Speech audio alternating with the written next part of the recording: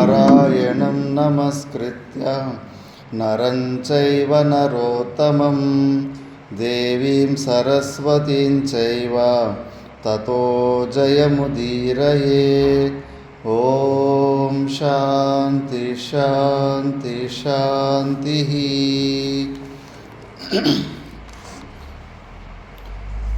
ನಾವು ಮಹಾಭಾರತದ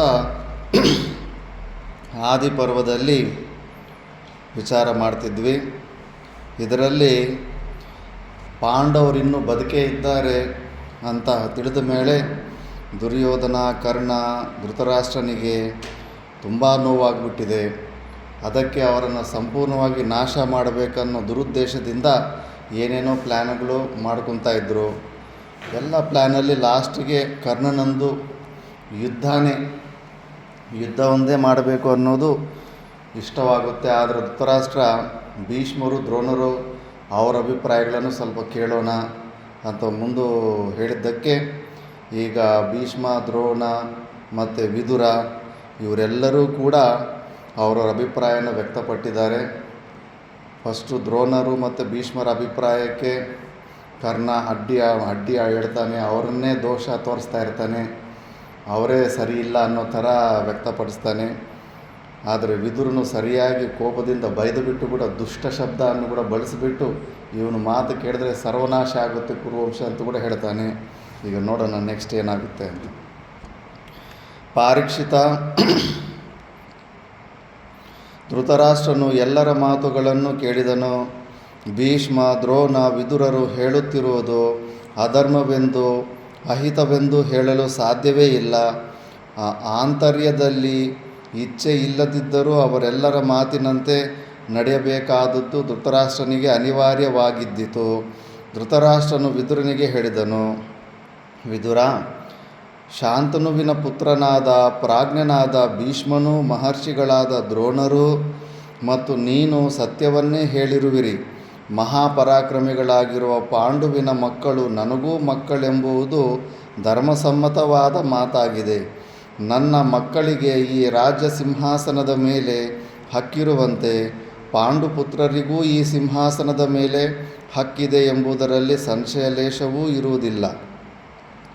ಆದುದರಿಂದ ನೀನು ಈಗಲೇ ಹೋಗಿ ಪಾಂಡವರನ್ನು, ಅವರ ತಾಯಿಯಾದ ಕುಂತಿಯನ್ನು ಮತ್ತು ದೇವರೂಪಿಣಿಯೂ ಸೊಸೆಯೂ ಆದ ದ್ರೌಪದಿಯನ್ನು ಪ್ರೀತ್ಯಾದರಗಳಿಂದ ಕರೆದುಕೊಂಡು ಬಾ. ನಿಶ್ಚಯವಾಗಿಯೂ ಅದೃಷ್ಟ ಬಲದಿಂದ ಕುಂತಿಯು ಮತ್ತು ಅವಳ ಮಕ್ಕಳು ಜೀವಂತರಾಗಿ ಉಳಿದುಕೊಂಡರು. ಅದೃಷ್ಟ ಬಲದಿಂದಲೇ ಮಹಾರಥಿಗಳಾದ ಪಾಂಡವರು ದ್ರೌಪದಿಯ ಕೈ ಹಿಡಿದಿರುವರು. ಇದರಿಂದಾಗಿ ನಮ್ಮ ಬಲವು ಹೆಚ್ಚಿತು. ಅದೃಷ್ಟವಶದಿಂದ ಪಾಪಿಯಾದ ಪುರೋಚನನನು ವಿನಾಶ ಹೊಂದಿದನು. ಅದೃಷ್ಟದ ಕಾರಣದಿಂದಲೇ ನನ್ನ ಮಹತ್ತರವಾದ ದುಃಖವೂ ದೂರವಾಯಿತು. ಧೃತರಾಷ್ಟ್ರನು ಇಷ್ಟು ಹೇಳಿದ ನಂತರ ಅಂದಿನ ಸಭೆಯು ಭೀಷ್ಮ, ದ್ರೋಣ, ವಿದುರರ ಹರ್ಷಧ್ವನಿಗಳೊಂದಿಗೆ ಮುಕ್ತಾಯವಾಯಿತು. ವಿದುರನು ಧೃತರಾಷ್ಟ್ರನ ಅನುಜ್ಞೆಯನ್ನು ಪಡೆದು ಪಾಂಡವರ ಮತ್ತು ದೃಪದನ ಸಮೀಪಕ್ಕೆ ಪಾಂಚಾಲ ನಗರಿಗೆ ಪ್ರಯಾಣ ಮಾಡಿದನು. ವಿದುರನು ಹೋಗುವಾಗ ದ್ರೌಪದಿಗೂ ಪಾಂಡವರಿಗೂ ದೃಪದನಿಗೂ ಪಾರಿತೋಷಕ ರೂಪವಾಗಿ ಕೊಡಲು ಯಥೇಚ್ಛವಾಗಿ ರತ್ನಾಭರಣಗಳನ್ನು ತೆಗೆಸಿಕೊಂಡು ಹೋಗಿದ್ದನು. ಧರ್ಮಜ್ಞನಾದ ಸರ್ವಶಾಸ್ತ್ರ ವಿಶಾರದನಾದ ವಿದುರನು ದೃಪದ ರಾಜಸಭೆಯನ್ನು ಪ್ರವೇಶಿಸಿ ದೊಡ್ಡವರಿಂದ ಹಿಡಿದು ಚಿಕ್ಕವರ ಪರ್ಯಂತವಾಗಿ ಯಥಾನುಕ್ರಮವಾಗಿ ರಾಜನನ್ನು, ರಾಜಕುಮಾರರನ್ನು ಆದರದ ಆಲಿಂಗನಗಳಿಂದಲೂ ನಮಸ್ಕಾರಾದಿಗಳಿಂದಲೂ ಗೌರವಿಸಿದನು. ದೃಪದನೂ ಸಹ ಸಿಂಹಾಸನದಿಂದ ಮೇಲೆದ್ದು ವಿದುರನನ್ನು ಆದರದಿಂದ ಸ್ವಾಗತಿಸಿ ರತ್ನಖಚಿತವಾದ ಪೀಠದಲ್ಲಿ ಕುಳ್ಳಿರಿಸಿ ಯೋಗಕ್ಷೇಮಗಳನ್ನು ವಿಚಾರಿಸಿದನು. ಆ ಸಭೆಯಲ್ಲಿಯೇ ವಿದುರನು ಪಾಂಡವರನ್ನು ನೋಡಿ ಅಮಿತ ಸ್ನೇಹದಿಂದ ಅವರನ್ನು ಬಿಗಿದಪ್ಪಿ ಯೋಗಕ್ಷೇಮಗಳನ್ನು ವಿಚಾರಿಸಿದನು. ಆನಂದ ಬಾಷ್ಪಗಳು ಎಲ್ಲರ ಕಣ್ಣುಗಳಿಂದಲೂ ಧಾರಾವಾಹಿಕೆಯಾಗಿ ಪ್ರವಹಿಸುತ್ತಿದ್ದವು. ವಿದುರನಿಂದನೇ ಹೆಚ್ಚು ಎಸ್ಕೇಪ್ ಆಗ್ತಾರೆ. ಸಣ್ಣ ವಯಸ್ಸಿಂದ ಕಾಪಾಡ್ತಾ ಇರ್ತಾನೆ ಪಾಪ ವಿದುರ. ಯುಧಿಷ್ಠಿರಾದಿಗಳು ವಿದುರನನ್ನು ಯಥಾನುಕ್ರಮವಾಗಿ ನಮಸ್ಕರಿಸಿ ಹಸ್ತಿನಾಪುರದ ವೃತ್ತಾಂತವನ್ನು ವಿಚಾರಿಸಿದರು. ಧೃತರಾಷ್ಟ್ರನ ಮಾತಿನಂತೆ ವಿದುರನು ಪಾಂಡುನಂದನರ ಯೋಗಕ್ಷೇಮಗಳನ್ನು ಪುನಃ ವಿಚಾರಿಸಿದನು. ಹಸ್ತಿನಾಪುರದಿಂದ ಕೌರವರು ಕೊಟ್ಟು ಕಳುಹಿಸಿದ್ದ ಅಮೂಲ್ಯವಾದ ವಿಧ ವಿಧವಾದ ರತ್ನಗಳನ್ನು, ಸುವರ್ಣ ನಾಣ್ಯಗಳನ್ನು ಪಾಂಡವರಿಗೂ, ಕುಂತಿಗೂ, ದ್ರೌಪದನಿಗೂ ಮತ್ತು ಅವನ ಮಕ್ಕಳಿಗೂ ಯಥಾಯೋಗ್ಯವಾಗಿ ವಿದುರನು ಹಂಚಿಕೊಟ್ಟನು. ಅನಂತರದಲ್ಲಿ ಮಹಾಮತಿಯಾದ ವಿನಯಶೀಲನಾದ ವಿದುರನು ಶ್ರೀಕೃಷ್ಣನ ಸನ್ನಿಧಿಯಲ್ಲಿದ್ದ ಪಾಂಡವರನ್ನು ಮತ್ತು ದ್ರುಪದನನ್ನು ಕುರಿತು ಈ ಮಾತುಗಳನ್ನು ವಿನಯಪೂರ್ವಕವಾಗಿ ಹೇಳಿದನು. ಮೊದಲು ದ್ರುಪದನನ್ನುದ್ದೇಶಿಸಿ ಹೀಗೆಂದನು: ಮಹಾರಾಜ, ಮಕ್ಕಳೊಡನೆಯೂ ಬಾಂಧವರೊಡನೆಯೂ ಮಂತ್ರಿ ಪುರೋಹಿತ ಸೇನಾಪತಿಗಳೊಡನೆಯೂ ಉಪವಿಷ್ಟನಾಗಿರುವ ನೀನು ನಾನು ಹೇಳಿರುವ ಈ ಮಾತುಗಳನ್ನು ಆಲಿಸು. ಸುಪುತ್ರನಾದ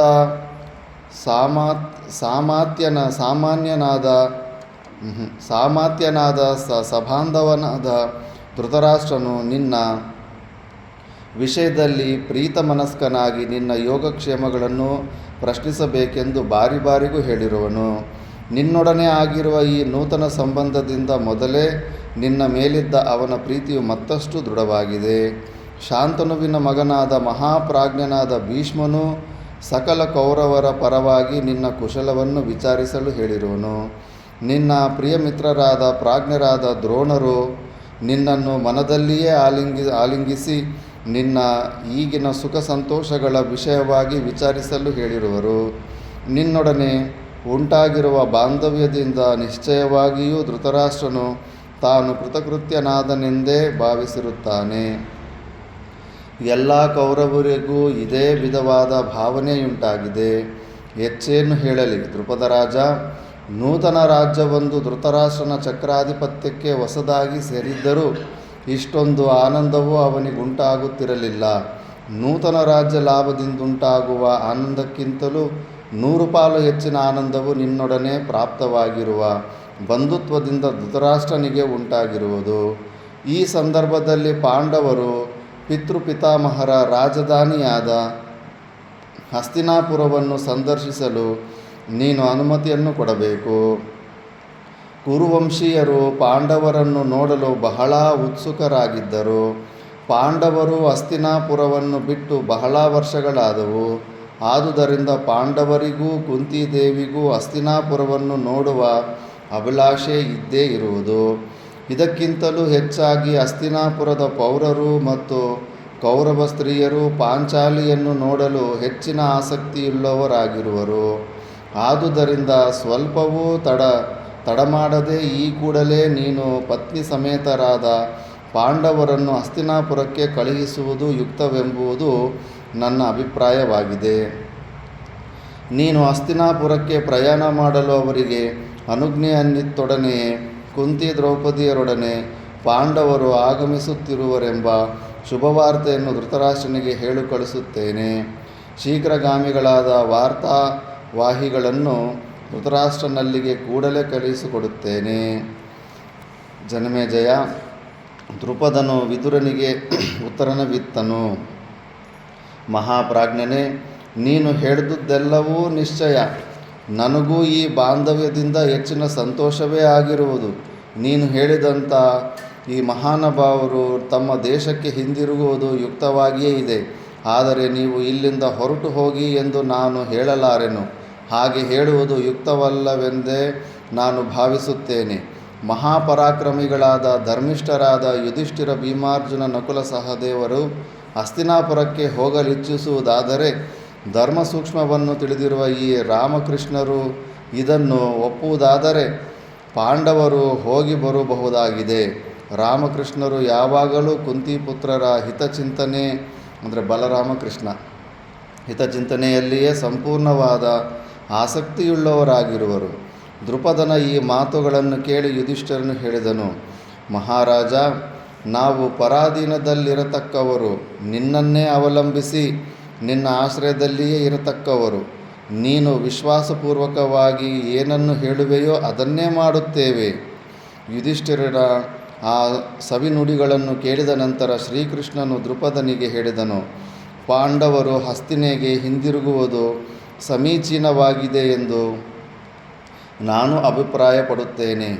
ಆದರೆ ನಾವೆಲ್ಲರೂ ಯುಧಿಷ್ಠಿರನು ಹೇಳಿದಂತೆ ಧರ್ಮಿಷ್ಠನಾದ ದ್ರುಪದನ ನಿರ್ದೇಶವನ್ನು ಅನುಸರಿಸಿ ನಡೆಯುವುದೇ ಯುಕ್ತವಾಗಿದೆ. ಅದಕ್ಕೆ ದ್ರುಪದನು ಹೇಳಿದನು, ಕಾಲ ದೇಶ ವರ್ತಮಾನಗಳಿಗೆ ಅನುಸಾರವಾಗಿ ಶ್ರೀಕೃಷ್ಣನು ಹೇಳಿರುವ ಮಾತುಗಳನ್ನು ನಾನು ಖಂಡಿತವಾಗಿಯೂ ಒಪ್ಪುವೆನು. ಪಾಂಡವರಲ್ಲಿ ನನಗೆಷ್ಟು ಪ್ರೀತಿ ವಿಶ್ವಾಸಗಳಿವೆಯೋ ಶ್ರೀಕೃಷ್ಣನಿಗೂ ಅಷ್ಟೇ ಪ್ರೀತಿ ವಿಶ್ವಾಸಗಳು ಪಾಂಡವರ ವಿಷಯದಲ್ಲಿವೆ. ಇನ್ನೂ ಸ್ಪಷ್ಟವಾಗಿ ಹೇಳುವುದಾದರೆ ಪಾಂಡವರ ಶ್ರೇಯಸ್ಸಿನಲ್ಲಿ ಶ್ರೀಕೃಷ್ಣನಿಗಿರುವಷ್ಟು ಆಸಕ್ತಿಯು ಪಾಂಡುಪುತ್ರನಾದ ಯುಧಿಷ್ಠಿರನಿಗೆ ಇಲ್ಲವೆಂದು ಹೇಳಬಹುದು. ಅದು ನಿಜವೇ, ಶ್ರೀಕೃಷ್ಣನಿಗೆ ಅಷ್ಟೊಂದು ಪ್ರೀತಿ ಪಾಂಡವರಂದರೆ. ದ್ರುಪದನ ನಿರ್ದೇಶನದಂತೆ ಪಾಂಡವರು ಶ್ರೀಕೃಷ್ಣ ವಿದುರರು ಕೃಷ್ಣೆಯಿಂದಲೂ ಮತ್ತು ಮಹಾಮಾತೆಯಾದ ಕುಂತಿಯಿಂದಲೂ ಕೂಡಿದವರಾಗಿ ಪಾಂಚಾಲ ನಗರವನ್ನು ಬಿಟ್ಟು ಹಸ್ತಿನಾಪುರಕ್ಕೆ ಹೊರಟರು. ಬರುವ ದಾರಿಯಲ್ಲಿ ಹಲವಾರು ಸ್ಥಳಗಳಲ್ಲಿ ಬಿಡಾರ ಮಾಡಿ ಅಲ್ಲಲ್ಲಿನ ಪ್ರಕೃತಿ ಸೌಂದರ್ಯದ ಸೊಬಗನ್ನು ವೀಕ್ಷಿಸುತ್ತಾ ಸಂತೋಷಭರಿತರಾಗಿ ಪಾಂಡವರು ಮುಂದೆ ನಡೆಯುತ್ತಿದ್ದರು. ಪಾಂಡವರು ಹಸ್ತಿನಾಪಟ್ಟಣದ ಸಮೀಪವರ್ತಿಗಳಾಗಿದ್ದಾರೆಂದು ತಿಳಿದೊಡನೆಯೇ ಧೃತರಾಷ್ಟ್ರನು ವಿಕರ್ಣ, ಚಿತ್ರಸೇನ ಮುಂತಾದ ಕೌರವ ಮುಖ್ಯರನ್ನು, ದ್ರೋಣ, ಕೃಪರನ್ನು, ಪಾಂಡವರನ್ನು ಆದರದಿಂದ ಸ್ವಾಗತಿಸುವ ಸಲುವಾಗಿ ಪಟ್ಟಣದ ಎಲ್ಲೆಗೆ ಕಳುಹಿಸಿಕೊಟ್ಟನು.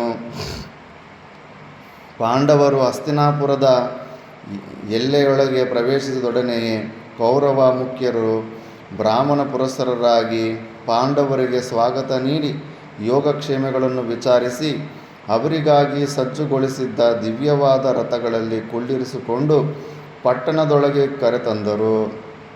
ಅವರನ್ನು ಕಾಣಲು ರಾಜಬೀದಿಯ ಎರಡು ಕಡೆಗಳಲ್ಲಿಯೂ ಜನಸ್ತೋಮವು ಕಿಕ್ಕಿರಿದು ತುಂಬಿ ಬಿದ್ದಿತು. ಪಾಂಡವರು ಕುಳಿತಿದ್ದ ರಥಗಳು ಮಂಗಳವಾದ್ಯ ಪುರಸ್ಸರವಾಗಿ ರಾಜಬೀದಿಗಳಲ್ಲಿ ನಿಧಾನವಾಗಿ ಬರುತ್ತಿದ್ದವು.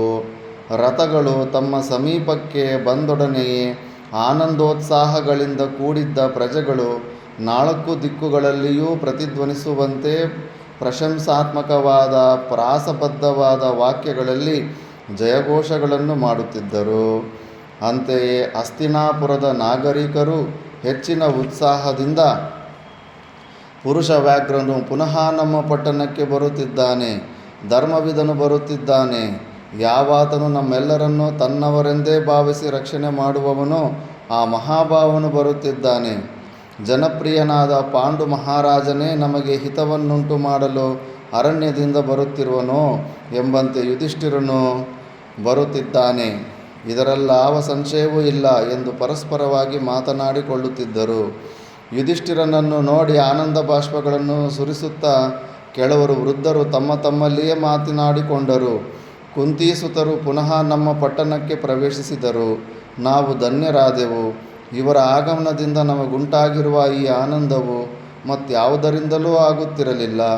ನಾವಿದುವರೆಗೂ ಕೊಟ್ಟಿರುವ ದಾನದ ಫಲವೇನಾದರೂ ಇರುವುದಾದರೆ, ಯಜ್ಞಯಾಗಾದಿಗಳನ್ನು ಮಾಡಿದ ಫಲವೇನಾದರೂ ಉಳಿದಿದ್ದರೆ ಆ ಫಲದ ಪ್ರಭಾವದಿಂದ ಪಾಂಡವರು ನಮ್ಮ ಈ ಹಸ್ತಿನಾಪುರದಲ್ಲಿ 100 ವರ್ಷಗಳು ಕಳೆಯಲಿ.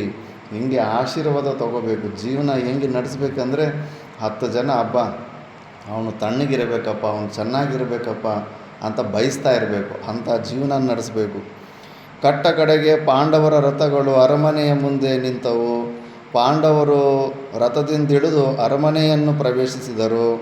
ಸಿಂಹಾಸನಾರೂಢನಾಗಿ ಕುಳಿತಿದ್ದ ಧೃತರಾಷ್ಟ್ರನ ಕಾಲುಗಳನ್ನು ಮುಟ್ಟಿ ಪಾಂಡವರೆಲ್ಲರೂ ನಮಸ್ಕರಿಸಿದರು. ಅಂತೆಯೇ ಪಕ್ಕದಲ್ಲಿ ಕುಳಿತಿದ್ದ ಭೀಷ್ಮನಿಗೂ ನಮಸ್ಕರಿಸಿದರು. ತಮಗಿಂತಲೂ ಕಿರಿಯರು ಯೋಗಕ್ಷೇಮಗಳನ್ನು ವಿಚಾರಿಸಿದರು. ಸಂಭ್ರಮದಿಂದ ಸ್ವಾಗತಿಸಲು ಬಂದಿದ್ದ ಪಟ್ಟಣದ ಮುಖ್ಯಸ್ಥರನ್ನು ಪ್ರಿಯೋಕ್ತಿಗಳಿಂದ ಮಾತನಾಡಿಸಿದರು. ಅನಂತರ ಧೃತರಾಷ್ಟ್ರನ ನಿರ್ದೇಶನದಂತೆ ತಮಗಾಗಿ ಸಿದ್ಧಪಡಿಸಿದ್ದ ಸೌಧಗಳಿಗೆ ಹೋಗಿ ವಿಶ್ರಾಂತಿ ಪಡೆದರು. ಪಾಂಡವರು ಕೆಲವು ದಿನಗಳು ಹಸ್ತಿನಾಪುರದಲ್ಲಿ ಸುಖವಾಗಿಯೇ ಕಾಲ ಕಳೆದರು. ಬಳಿಕ ಒಂದು ದಿನ ಧೃತರಾಷ್ಟ್ರ, ಭೀಷ್ಮರು ಯುಧಿಷ್ಠಿರಾದಿಗಳನ್ನು ಕರೆಯಿಸಿದರು. ಔಪಚಾರಿಕವಾದ ಮಾತುಗಳನ್ನು ಮುಗಿದ ನಂತರ ಧೃತರಾಷ್ಟ್ರನು ಯುಧಿಷ್ಠಿರನನ್ನು ಕುರಿತು ಹೇಳಿದನು, ಕುಂತಿಪುತ್ರ, ನಿಮ್ಮ ಮತ್ತು ದುರ್ಯೋಧನಾದಿಗಳ ನಡುವೆ ಇನ್ನು ಮುಂದೆ ಯಾವ ವಿಧವಾದ ವೈಮನಸ್ಯವೂ ಉಂಟಾಗಬಾರದೆಂಬುದೇ ನನ್ನ ಆಶಯವಾಗಿದೆ. ಆದುದರಿಂದ ನೀನು ನಿನ್ನ ಅನುಜರಿಂದೊಡಗೂಡಿ ಖಾಂಡವಪ್ರಸ್ಥ ನಗರಿಗೆ ಹೋಗಿ ಆ ಪಟ್ಟಣವನ್ನು ನಿನ್ನ ರಾಜಧಾನಿಯನ್ನಾಗಿ ಮಾಡಿಕೊ. ನೀನಲ್ಲಿ ನೆಲೆಸುವುದರಿಂದ ದಾಯಾದರಲ್ಲಿ ಯಾವ ವಿಧವಾದ ಕಲಹ ಉಂಟಾಗಲು ಅವಕಾಶವಿರಲಾರದು. ನಿಮಗೆ ಯಾರೂ ಯಾವ ಉಪದ್ರವವನ್ನು ಕೊಡಲಾರರು. ಇಂದ್ರನಿಂದ ದೇವತೆಗಳು ಸಂರಕ್ಷಿಸಲ್ಪಡುವಂತೆ ನೀವು ಅರ್ಜುನನಿಂದ ಸಂರಕ್ಷಿಸಲ್ಪಡುವಿರಿ. ಖಾಂಡವಪ್ರಸ್ಥಕ್ಕೆ ಹೋಗಿ ಅಲ್ಲಿ ನೀನು ಅರ್ಧ ರಾಜ್ಯದ ಆಡಳಿತಾಧಿಕಾರವನ್ನು ವಹಿಸು.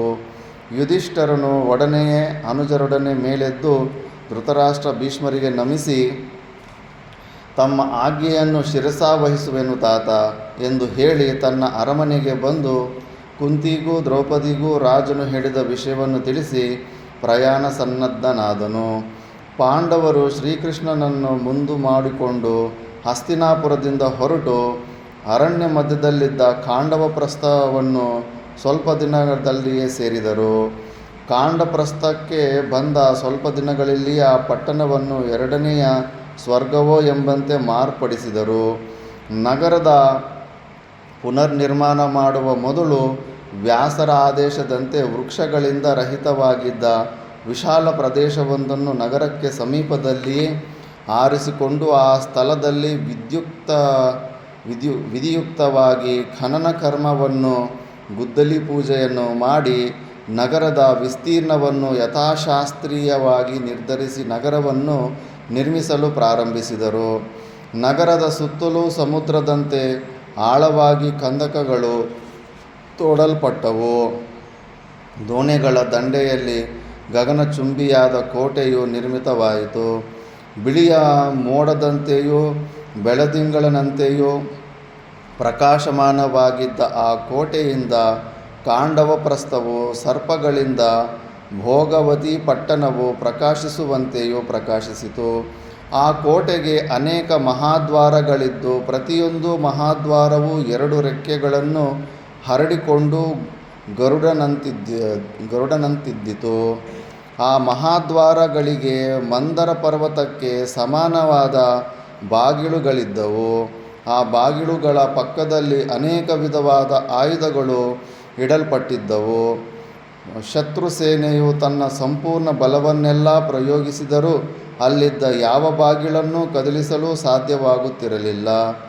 ಅನೇಕ ವಿಧವಾದ ಶಕ್ತ್ಯಾಯುಧಗಳಿಂದಲೂ ನಾಗರ ಹಾವಿನಂತಹ ಅತಿ ತೀಕ್ಷ್ಣವಾದ ಈಟಿಗಳಿಂದಲೂ ಆ ಬಾಗಿಲುಗಳು ಆವರಿಸಲ್ಪಟ್ಟಿದ್ದವು. ಕೋಟೆಯೊಳಗಿನ ಗುಪ್ತ ಸ್ಥಳಗಳಲ್ಲಿ ಸೈನ್ಯವನ್ನು ಇರಿಸಿ ಸೈನಿಕರಿಗೆ ಪ್ರತಿನಿತ್ಯವೂ ಯಥೋಚಿತವಾದ ಶಿಕ್ಷಣವನ್ನು ಕೊಡಲಾಗುತ್ತಿತ್ತು.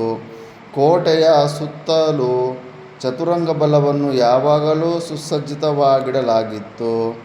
ಮುಖ್ಯವಾದೆಡೆಗಳಲ್ಲಿ ಶತಘ್ನಿಗಳನ್ನು ಅಂದರೆ ಪಿರಂಗಿಗಳನ್ನು, ಆಗಲೇ ಎಲ್ಲ ಟೆಕ್ನಾಲಜಿ ಎಲ್ಲ ಇತ್ತು, ಪಿರಂಗಿಗಳಾಗಲೇ ಇತ್ತು. ಅಂಕುಶಗಳನ್ನು ಇತರ ಯುದ್ಧೋಪಯೋಗಿಗಳಾದ ಯಂತ್ರಗಳನ್ನು ಇಡಲಾಗಿತ್ತು. ಲೋಹ ನಿರ್ಮಿತವಾದ ಮಹಾ ಚಕ್ರಗಳು, ಸುವಿಭಕ್ತವಾದ ರಾಜಮಾರ್ಗಗಳು ಆ ಪಟ್ಟಣಕ್ಕೆ ಹೆಚ್ಚು ಶೋಭೆಯನ್ನು ಕೊಡುತ್ತಿದ್ದವು. ದೈವಿಕವಾದ ಆಪತ್ತೆಂಬುದೇ ಅಲ್ಲಿರಲಿಲ್ಲ. ಅಂತಹ ಅಗಾಧವಾದ ಕೋಟೆಯೊಳಗಿದ್ದ ನಗರಿಯ ಸೌಂದರ್ಯವನ್ನೇನೆಂದು ವರ್ಣಿಸಲು ಜನಮೇಜಯ? ವೈಶಂಪಾಯನರು ಖಾಂಡಪ್ರಸ್ಥವನ್ನು ತಾವೇ ಕಣ್ಣಿನಿಂದ ನೋಡುತ್ತಿರುವಂತೆಯೇ ವರ್ಣಿಸತೊಡಗಿದರು. ನಗರದ ಬೀದಿಗಳು ಬಹಳ ವಿಶಾಲವಾಗಿದ್ದವು. ಈಗ ಯಾವ ಸಿಟಿಯಲ್ಲಿ ಹೋದರೂ ಕೂಡ ರೋಡುಗಳು ಸಣ್ಣ ಸಣ್ಣಗೆ ಇರುಕು ಇರ್ತವೆ. ಆಗಿನ ಕಾಲದಲ್ಲಿ ತುಂಬ ರೋಡ್ಗಳೆಲ್ಲ ವಿಶಾಲವಾಗಿ ಅಗಲ ಮಾಡ್ತಾಯಿದ್ರು. ಆದಿದೈವಿಕವಾದ ಯಾವ ಅಪಘಾತಗಳು ಅಲ್ಲಿ ಸಂಭವಿಸುತ್ತಿರಲಿಲ್ಲ. ಅಂದರೆ ಭೂಕಂಪಗಳು, ಪ್ರಳಯ, ಇಂಥದ್ದು ನೀರು ಹೆಚ್ಚು ಬರೋದು ಇಂಥವೇನೂ ಇರಲಿಲ್ಲ. ಬೀದಿಗಳ ಪಕ್ಕಗಳಲ್ಲಿ ಸಾಲು ಸಾಲಾಗಿ ಬಿಳಿಯ ಬಣ್ಣದ ಎತ್ತರವಾದ ಸೌಧಗಳು ನಿರ್ಮಿಸಲ್ಪಟ್ಟಿದ್ದವು. ಅದರಿಂದ ಇಂದ್ರಪ್ರಸ್ಥವು ಮಿಂಚುಗಳಿಂದ ಪ್ರದೀಪ್ತವಾದ ಆಕಾಶದಲ್ಲಿ ಒಟ್ಟಾಗಿ ಸೇರಿರುವ ಮೋಡಗಳ ಸಮೂಹದಂತೆ ಶೋಭಿಸುತ್ತಿತ್ತು.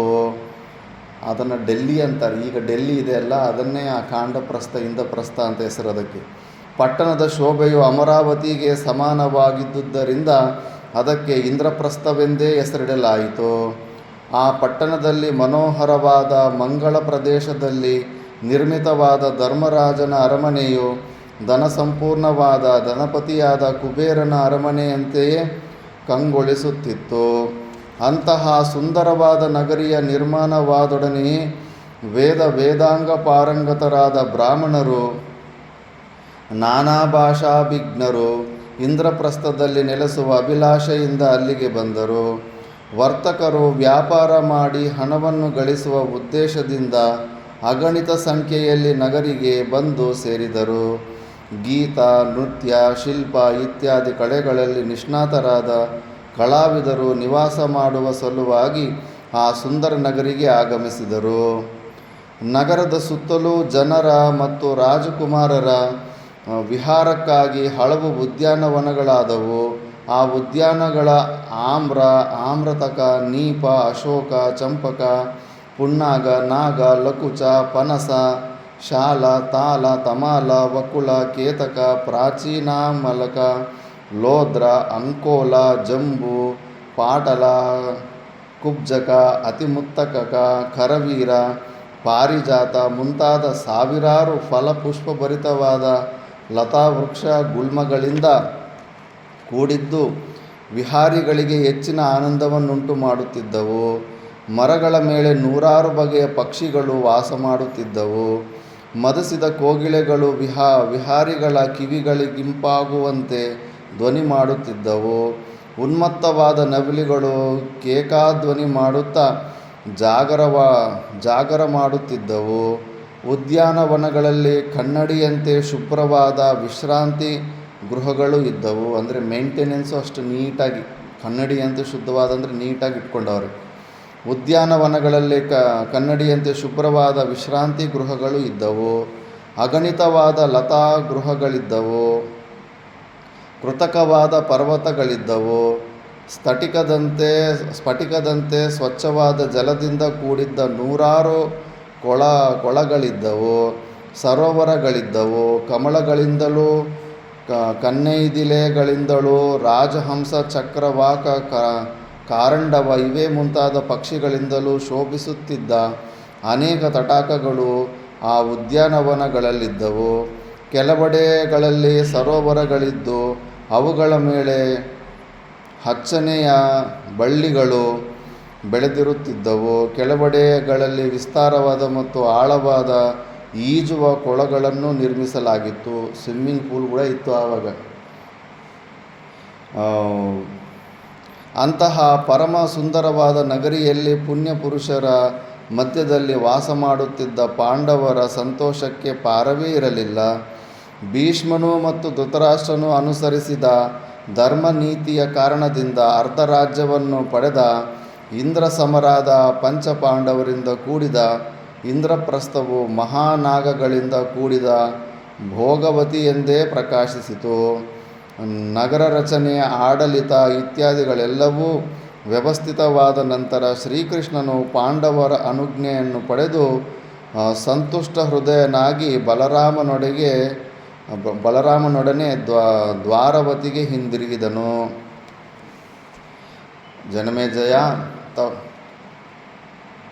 ಜನಮೇಜಯನಿಗೆ ಪ್ರಶ್ನೆ ಮಾಡ್ತಾನೆ, ತಪೋಧನರೇ ವೈಶಂಪಾಯನರನ್ನ.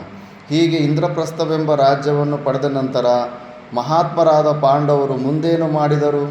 ಹಿಂದಿನ ನನ್ನ ಪಿತಾಮಹರೆಲ್ಲರೂ ಮಹಾಸತ್ವಶಾಲಿಗಳಾಗಿದ್ದರು. ಐವರ ಧರ್ಮಪತ್ನಿಯೂ ಆಗಿದ್ದ ದ್ರೌಪದಿಯು ಆ ಎಲ್ಲ ಪತಿಗಳ ಆಜ್ಞೆಯನ್ನು ಐವರಿಗೂ ಹಿತವೆನಿಸುವ ರೀತಿಯಲ್ಲಿ ಹೇಗೆ ನಿರ್ವಹಿಸುತ್ತಿದ್ದಳು? ಒಬ್ಬಳೇ ಸ್ತ್ರೀಯಲ್ಲಿ ಅನುರಕ್ತರಾಗಿದ್ದ ನಮ್ಮ ತಾತಂದಿರಲ್ಲಿ ಪರಸ್ಪರವಾಗಿ ಭೇದ ಭಾವ ಉಂಟಾಗಲಿಲ್ಲವೇ? ಅಣ್ಣ ತಮ್ಮಂದಿರು ಯಾವ ರೀತಿಯಲ್ಲಿ ಅನ್ಯೋನ್ಯವಾಗಿ ವರ್ತಿಸುತ್ತಿದ್ದರು?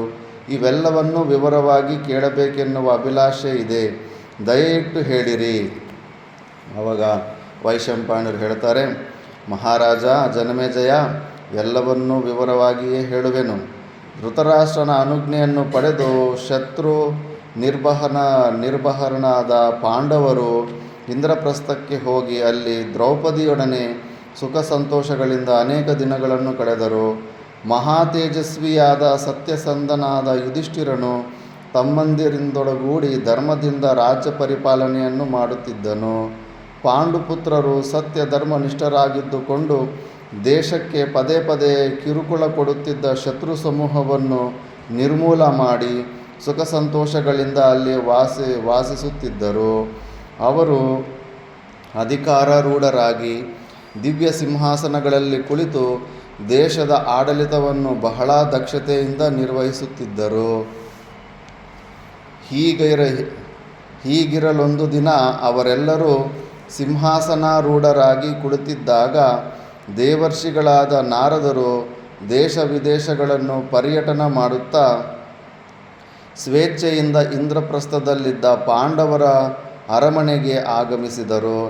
ದೇವರ್ಷಿಗಳು ಬಂದೊಡನೆಯೇ ಯುಧಿಷ್ಠಿರನು ಮೇಲೆದ್ದು ತಾನು ಕುಳಿತಿದ್ದ ಸಿಂಹಾಸನವನ್ನೇ ನಾರದರಿಗೆ ಬಿಟ್ಟುಕೊಟ್ಟು ಅವರು ಸಿಂಹಾಸನಾರೂಢರಾಗಿ ಕುಳಿತ ನಂತರ ದೇವರ್ಷಿಗಳಿಗೆ ಅರ್ಘ್ಯ ಪಾದ್ಯ ಆಚಮನಿಯಾದಿಗಳನ್ನು ಕೊಟ್ಟು ಸತ್ಕರಿಸಿ ರಾಜ್ಯವನ್ನು ಔಪಚಾರಿಕವಾಗಿ ಅರ್ಪಿಸಿದನು.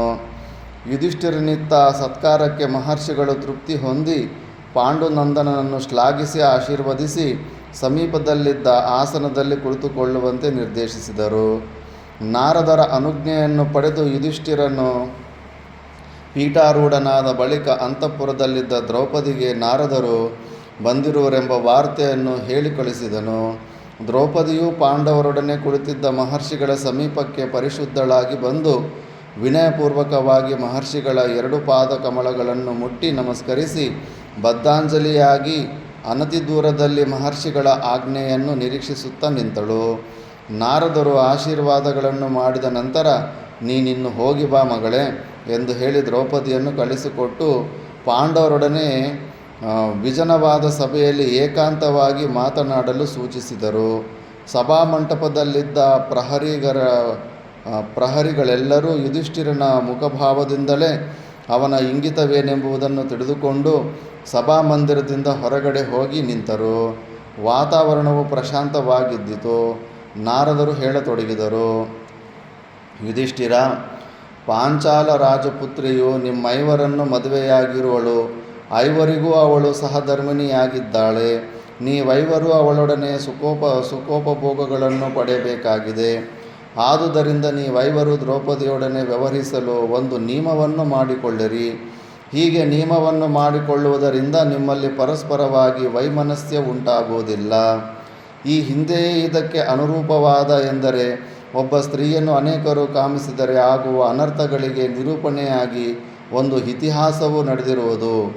ಸ್ವರ್ಗ, ಮರ್ತ್ಯ, ಪಾತಾಳ ಈ 3 ಲೋಕಗಳಲ್ಲಿಯೂ ಪ್ರಖ್ಯಾತರಾಗಿದ್ದ ಸುಂದ, ಉಪಸುಂದ ಎಂಬಿಬ್ಬರು ಸಹೋದರರು ಯಾವಾಗಲೂ ಒಬ್ಬರನ್ನು ಮತ್ತೊಬ್ಬರು ಅಗಳದೆ ಅತಿಶಯವಾದ ಪ್ರೀತಿ ವಿಶ್ವಾಸವುಳ್ಳವರಾಗಿದ್ದರು.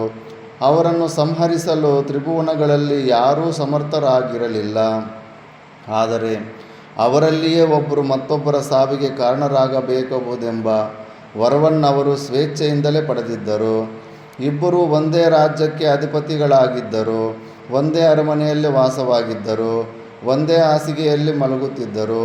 ಒಂದೇ ಸಿಂಹಾಸನದಲ್ಲಿ ಇಬ್ಬರೂ ಕೂಡುತ್ತಿದ್ದರು. ಒಂದೇ ವಿಧವಾದ ಊಟ ಮಾಡುತ್ತಿದ್ದರು. ಅವರಲ್ಲಿ ಪರಸ್ಪರ ಪ್ರೀತಿ ವಿಶ್ವಾಸಗಳು ಅಷ್ಟೊಂದು ಗಾಢವಾಗಿದ್ದವು.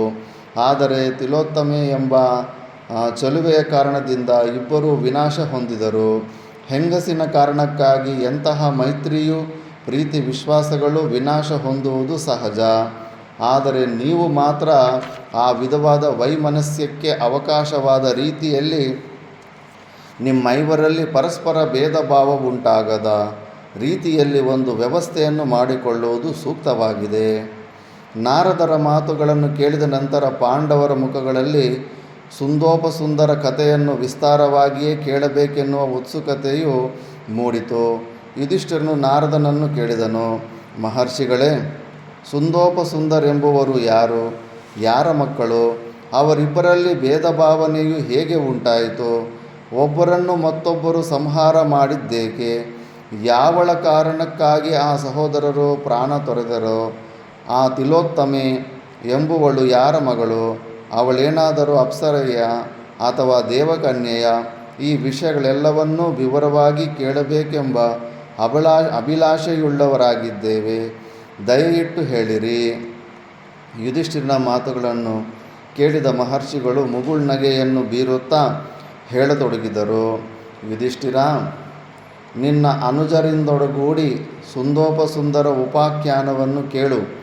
ಬಹು ಪುರಾತನವಾದ ಆ ಇತಿಹಾಸವನ್ನು ಹೇಗೆ ನಡೆಯಿತೋ ಹಾಗೆಯೇ ವಿವರಿಸಿ ಹೇಳುವೆನು. ಹಿರಣ್ಯಕಶಿಪು ಎಂಬ ರಾಕ್ಷಸನ ವಂಶದಲ್ಲಿ ಮಹಾಪರಾಕ್ರಮಿಯಾದ ಮಹಾತೇಜಸ್ವಿಯಾದ ಮತ್ತು ಬಲಿಷ್ಠನಾದ ನಿಕುಂಭನೆಂಬ ರಾಕ್ಷಸನು ಜನ್ಮ ತಾಳಿದನು. ಅವನಿಗೆ ಸುಂದ ಉಪಸುಂದ ಎಂಬ ಇಬ್ಬರು ಮಕ್ಕಳಿದ್ದರು. ಆ ಇಬ್ಬರು ಸಹೋದರರು ಬಹಳ ಪರಾಕ್ರಮಿಗಳಾಗಿಯೂ ಭಯಂಕರ ಸ್ವರೂಪರಾಗಿಯೂ ಕ್ರೂರಕರ್ಮಿಗಳಾಗಿಯೂ ಇದ್ದರು. ಅವರಿಬ್ಬರು ಧ್ಯೇಯೋದ್ದೇಶ ಸಾಧನೆಗಳಲ್ಲೂ ಒಂದೇ ಆಗಿದ್ದವು. ಸುಖವನ್ನೇ ಆಗಲಿ ಕಷ್ಟವನ್ನೇ ಆಗಲಿ ಇಬ್ಬರು ಒಂದೇ ಸಮನಾಗಿ ಅನುಭವಿಸುತ್ತಿದ್ದರು. ಒಬ್ಬನಿಲ್ಲದಾಗ ಮತ್ತೊಬ್ಬನು ಊಟ ಮಾಡುತ್ತಿರಲಿಲ್ಲ. ಒಬ್ಬನಿಲ್ಲದಾಗ ಮತ್ತೊಬ್ಬನು ಬೇರೆಯವರೊಡನೆ ಮಾತನ್ನು ಆಡುತ್ತಿರಲಿಲ್ಲ. ಯಾವಾಗಲೂ ಪರಸ್ಪರವಾಗಿ ಹಿತವೆನಿಸುವ ಪ್ರಿಯೋಕ್ತಿಗಳನ್ನೇ ಆಡುತ್ತಿದ್ದರು. ಒಬ್ಬನಿಲ್ಲದಾಗ ಮತ್ತೊಬ್ಬನು ಯಾವ ಕಾರ್ಯಕ್ಕೂ ಹೊರಡುತ್ತಲೇ ಇರಲಿಲ್ಲ. ಅವರಿಬ್ಬರು ನುಡಿ ನಡತೆಗಳೆಲ್ಲವೂ ಒಂದೇ ಆಗಿರುತ್ತಿದ್ದವು. ಹೆಚ್ಚೇನು ಹೇಳಲಿ ಯುಧಿಷ್ಠಿರ, ಒಂದೇ ಆತ್ಮವು ಎರಡು ಶರೀರಗಳಲ್ಲಿ ವಿಭಕ್ತವಾಗಿರುವಂತೆ ಸುಂದೋಪಸುಂದರು ಏಕರೀತಿಯಲ್ಲಿ ನಡೆದುಕೊಳ್ಳುತ್ತಿದ್ದರು. ಕಾರ್ಯನಿರ್ವಹಣೆಯಲ್ಲಿ ಏಕನಿಶ್ಚಯವುಳ್ಳ ಮಹಾಪರಾಕ್ರಮಿಗಳಾದ ಅವರು ಕ್ರಮೇಣ ಪ್ರವರ್ಧಮಾನಕ್ಕೂ ಬಂದರು. ಪ್ರಾಪ್ತ ವಯಸ್ಕರಾದಂತೆಲ್ಲ ಅವರ ಆಕಾಂಕ್ಷೆಗಳು ಹೆಚ್ಚಾದುವು. ತ್ರಿಲೋಕಗಳನ್ನು ಜಯಿಸಲು ಇಬ್ಬರೂ ಸಂಕಲ್ಪಿಸಿ ತಪಶ್ಚರಣೆಯಿಂದ ಅದನ್ನು ಸಾಧಿಸಲು ವಿಂಧ್ಯ ಪರ್ವತಕ್ಕೆ ಹೋದರು. ಅಲ್ಲಿ ಕುಂಭಮೇಳಕ್ಕೆ ಹೋಗಿದ್ವಲ್ಲ, ವಿಂಧ್ಯಾಚಲ, ಅಲ್ಲಿ ಕಷ್ಟ ಸಾಧ್ಯಗಳಾದ ವಿಧಿಗಳನ್ನು ಅನುಸರಿಸಿ ತಪಶ್ಚರಣೆ ಮಾಡಲು ಮೊದಲಿಟ್ಟರು. ಅನ್ನಾಹಾರಗಳನ್ನು ವರ್ಜಿಸಿ ಜಟಾವಲ್ಕಳಧಾರಿಗಳಾಗಿ ಅನೇಕ ವರ್ಷಗಳ ಕಾಲ ಘೋರವಾದ ತಪಸ್ಸನ್ನು ಆಚರಿಸಿದರು. ಧೂಳಿನಿಂದ ವ್ಯಾಪ್ತವಾದ ಸರ್ವಾಂಗವುಳ್ಳವರಾಗಿ ವಾಯುಭಕ್ಷರಾಗಿ ಹೆಬ್ಬೆಟ್ಟಿನ ತುದಿಯಲ್ಲಿ ನಿಂತು ತಪಸ್ಸನ್ನು ಮಾಡುತ್ತಿದ್ದರು. ತಮ್ಮ ಶರೀರಗಳ ಮಾಂಸಖಂಡಗಳನ್ನೇ ಕತ್ತರಿಸಿ ಯಜ್ಞೇಶ್ವರನಲ್ಲಿ ಅರ್ಪಿಸುತ್ತಿದ್ದರು. ಕೈಗಳನ್ನು ಮೇಲೆತ್ತಿ ಏಕದೃಷ್ಟಿಯಿಂದ ಅನೇಕ ವರ್ಷಗಳವರೆಗೆ ಧ್ಯಾನಾಸಕ್ತರಾಗಿರುತ್ತಿದ್ದರು. ಆ ಸಮಯದಲ್ಲಿ ಒಂದು ಅದ್ಭುತವು ನಡೆಯಿತು. ಅವರು ಮಾಡುತ್ತಿದ್ದ ತಪಸ್ಸಿನ ಪ್ರಭಾವದಿಂದ ವಿಂಧ್ಯ ಪರ್ವತವೇ ಕಾದು ಪರ್ವತದ ಎಲ್ಲೆಡೆಗಳಲ್ಲಿಯೂ ಧೂಮವು ಕಾಣಿಸಿಕೊಂಡಿತು. ಅವರ ಉಗ್ರವಾದ ತಪಸ್ಸನ್ನು ಕಂಡು ದೇವತೆಗಳು ಭೀತರಾದರು. ಅವರ ತಪಸ್ಸನ್ನು ಹೇಗಾದರೂ ಮಾಡಿ ತಡೆಯಬೇಕೆನ್ನುವ ಅಭಿಲಾಷೆಯಿಂದ ದೇವತೆಗಳು ಅನೇಕ ವಿಧವಾದ ವಿಘ್ನಗಳನ್ನು ತಂದೊಡ್ಡಿದ್ದರು.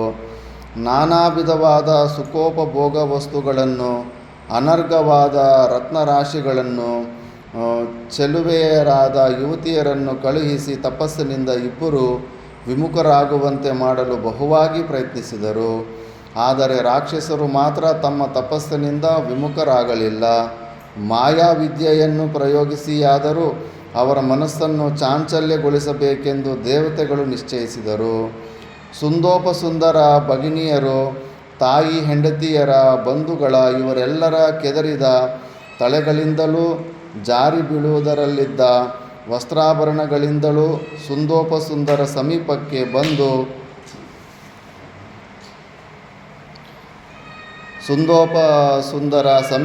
ಬಂದು ಭಯದಿಂದ ನಡುಗುತ್ತಾ, ಓ ಮಗನೇ, ನನ್ನನ್ನು ರಕ್ಷಿಸು, ಅಣ್ಣ ನನ್ನನ್ನು ಕಾಪಾಡು, ಪತಿಯೇ ನಿನ್ನೆದುರಿನಲ್ಲಿಯೇ ನಮ್ಮ ಮಾನಭಂಗವಾಗುತ್ತಿದೆಯಲ್ಲ, ಇವೇ ಮುಂತಾದ ಆರ್ತನಾದ ಪ್ರಲಾಪಗಳನ್ನು ಮಾಡುತ್ತಾ ನೆಲದ ಮೇಲೆ ಬೀಳುತ್ತಿದ್ದರು.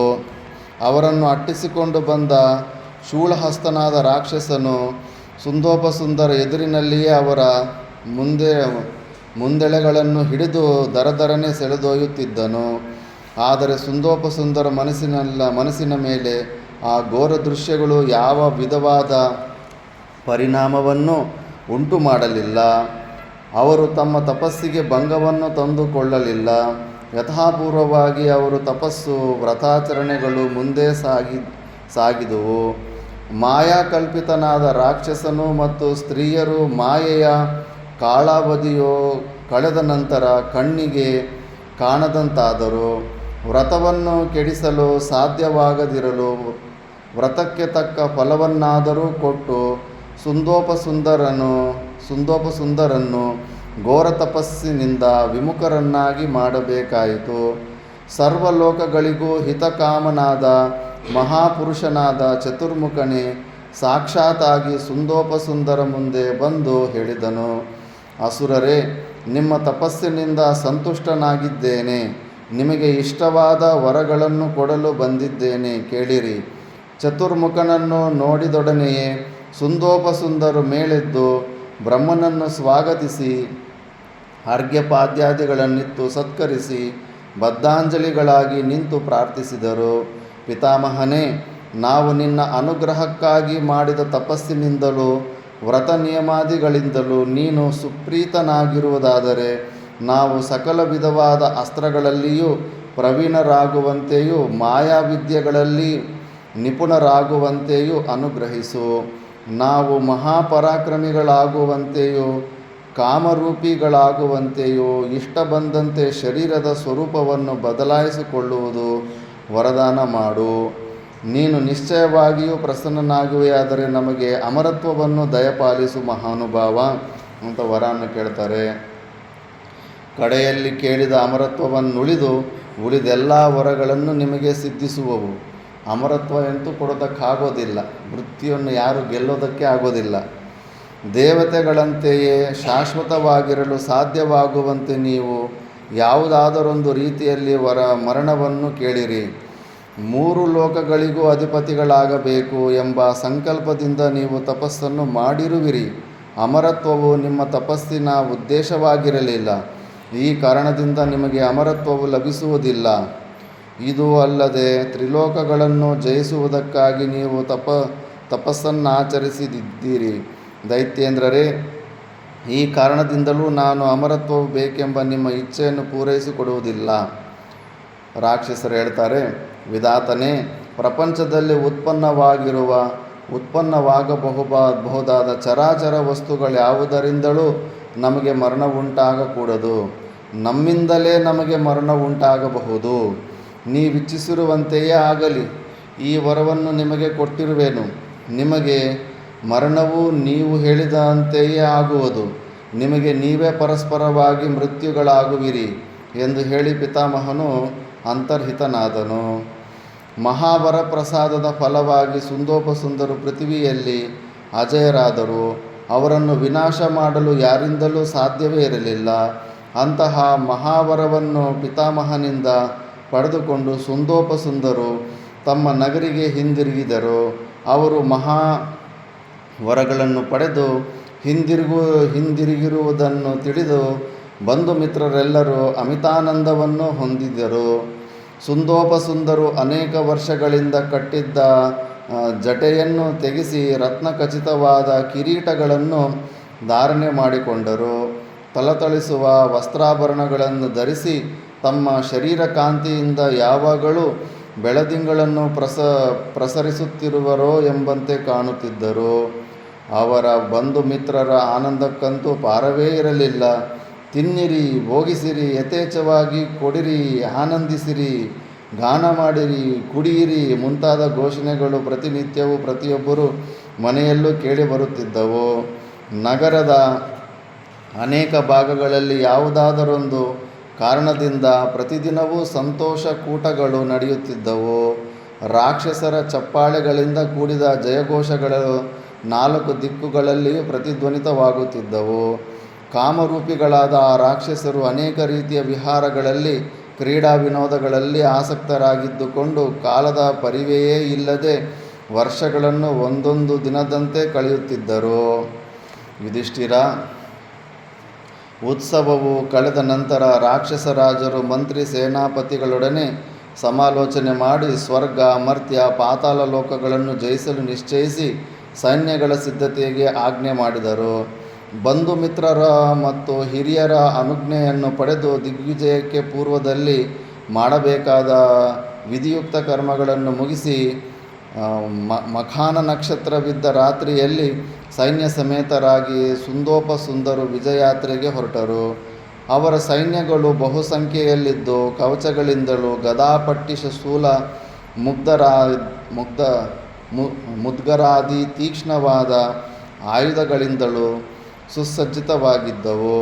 ಸುಂದೋಪಸುಂದರು ಸಂತೋಷಚಿತ್ತರಾಗಿ ಪ್ರಯಾಣ ಮಾಡುತ್ತಿದ್ದಾಗ ಅವರಿಗೆ ಜಯಸೂಚಕವಾಗಿ ಚಾರಣರು ಪರಾಕುಗಳು ಹೇಳುತ್ತಿದ್ದರು. ಇಚ್ಛೆ ಬಂದಲ್ಲಿಗೆ ಹೋಗಲು ಶಕ್ತಿಯುದ್ದ ಯುದ್ಧ ಧರ್ಮದರಾಗಿದ್ದ ದೈತ್ಯ ಸಹೋದರರು ಮೊಟ್ಟಮೊದಲು ಅಂತರಿಕ್ಷಕ್ಕೆ ಹಾರಿ ದೇವಲೋಕಕ್ಕೆ ಮುತ್ತಿಗೆ ಹಾಕಿದರು.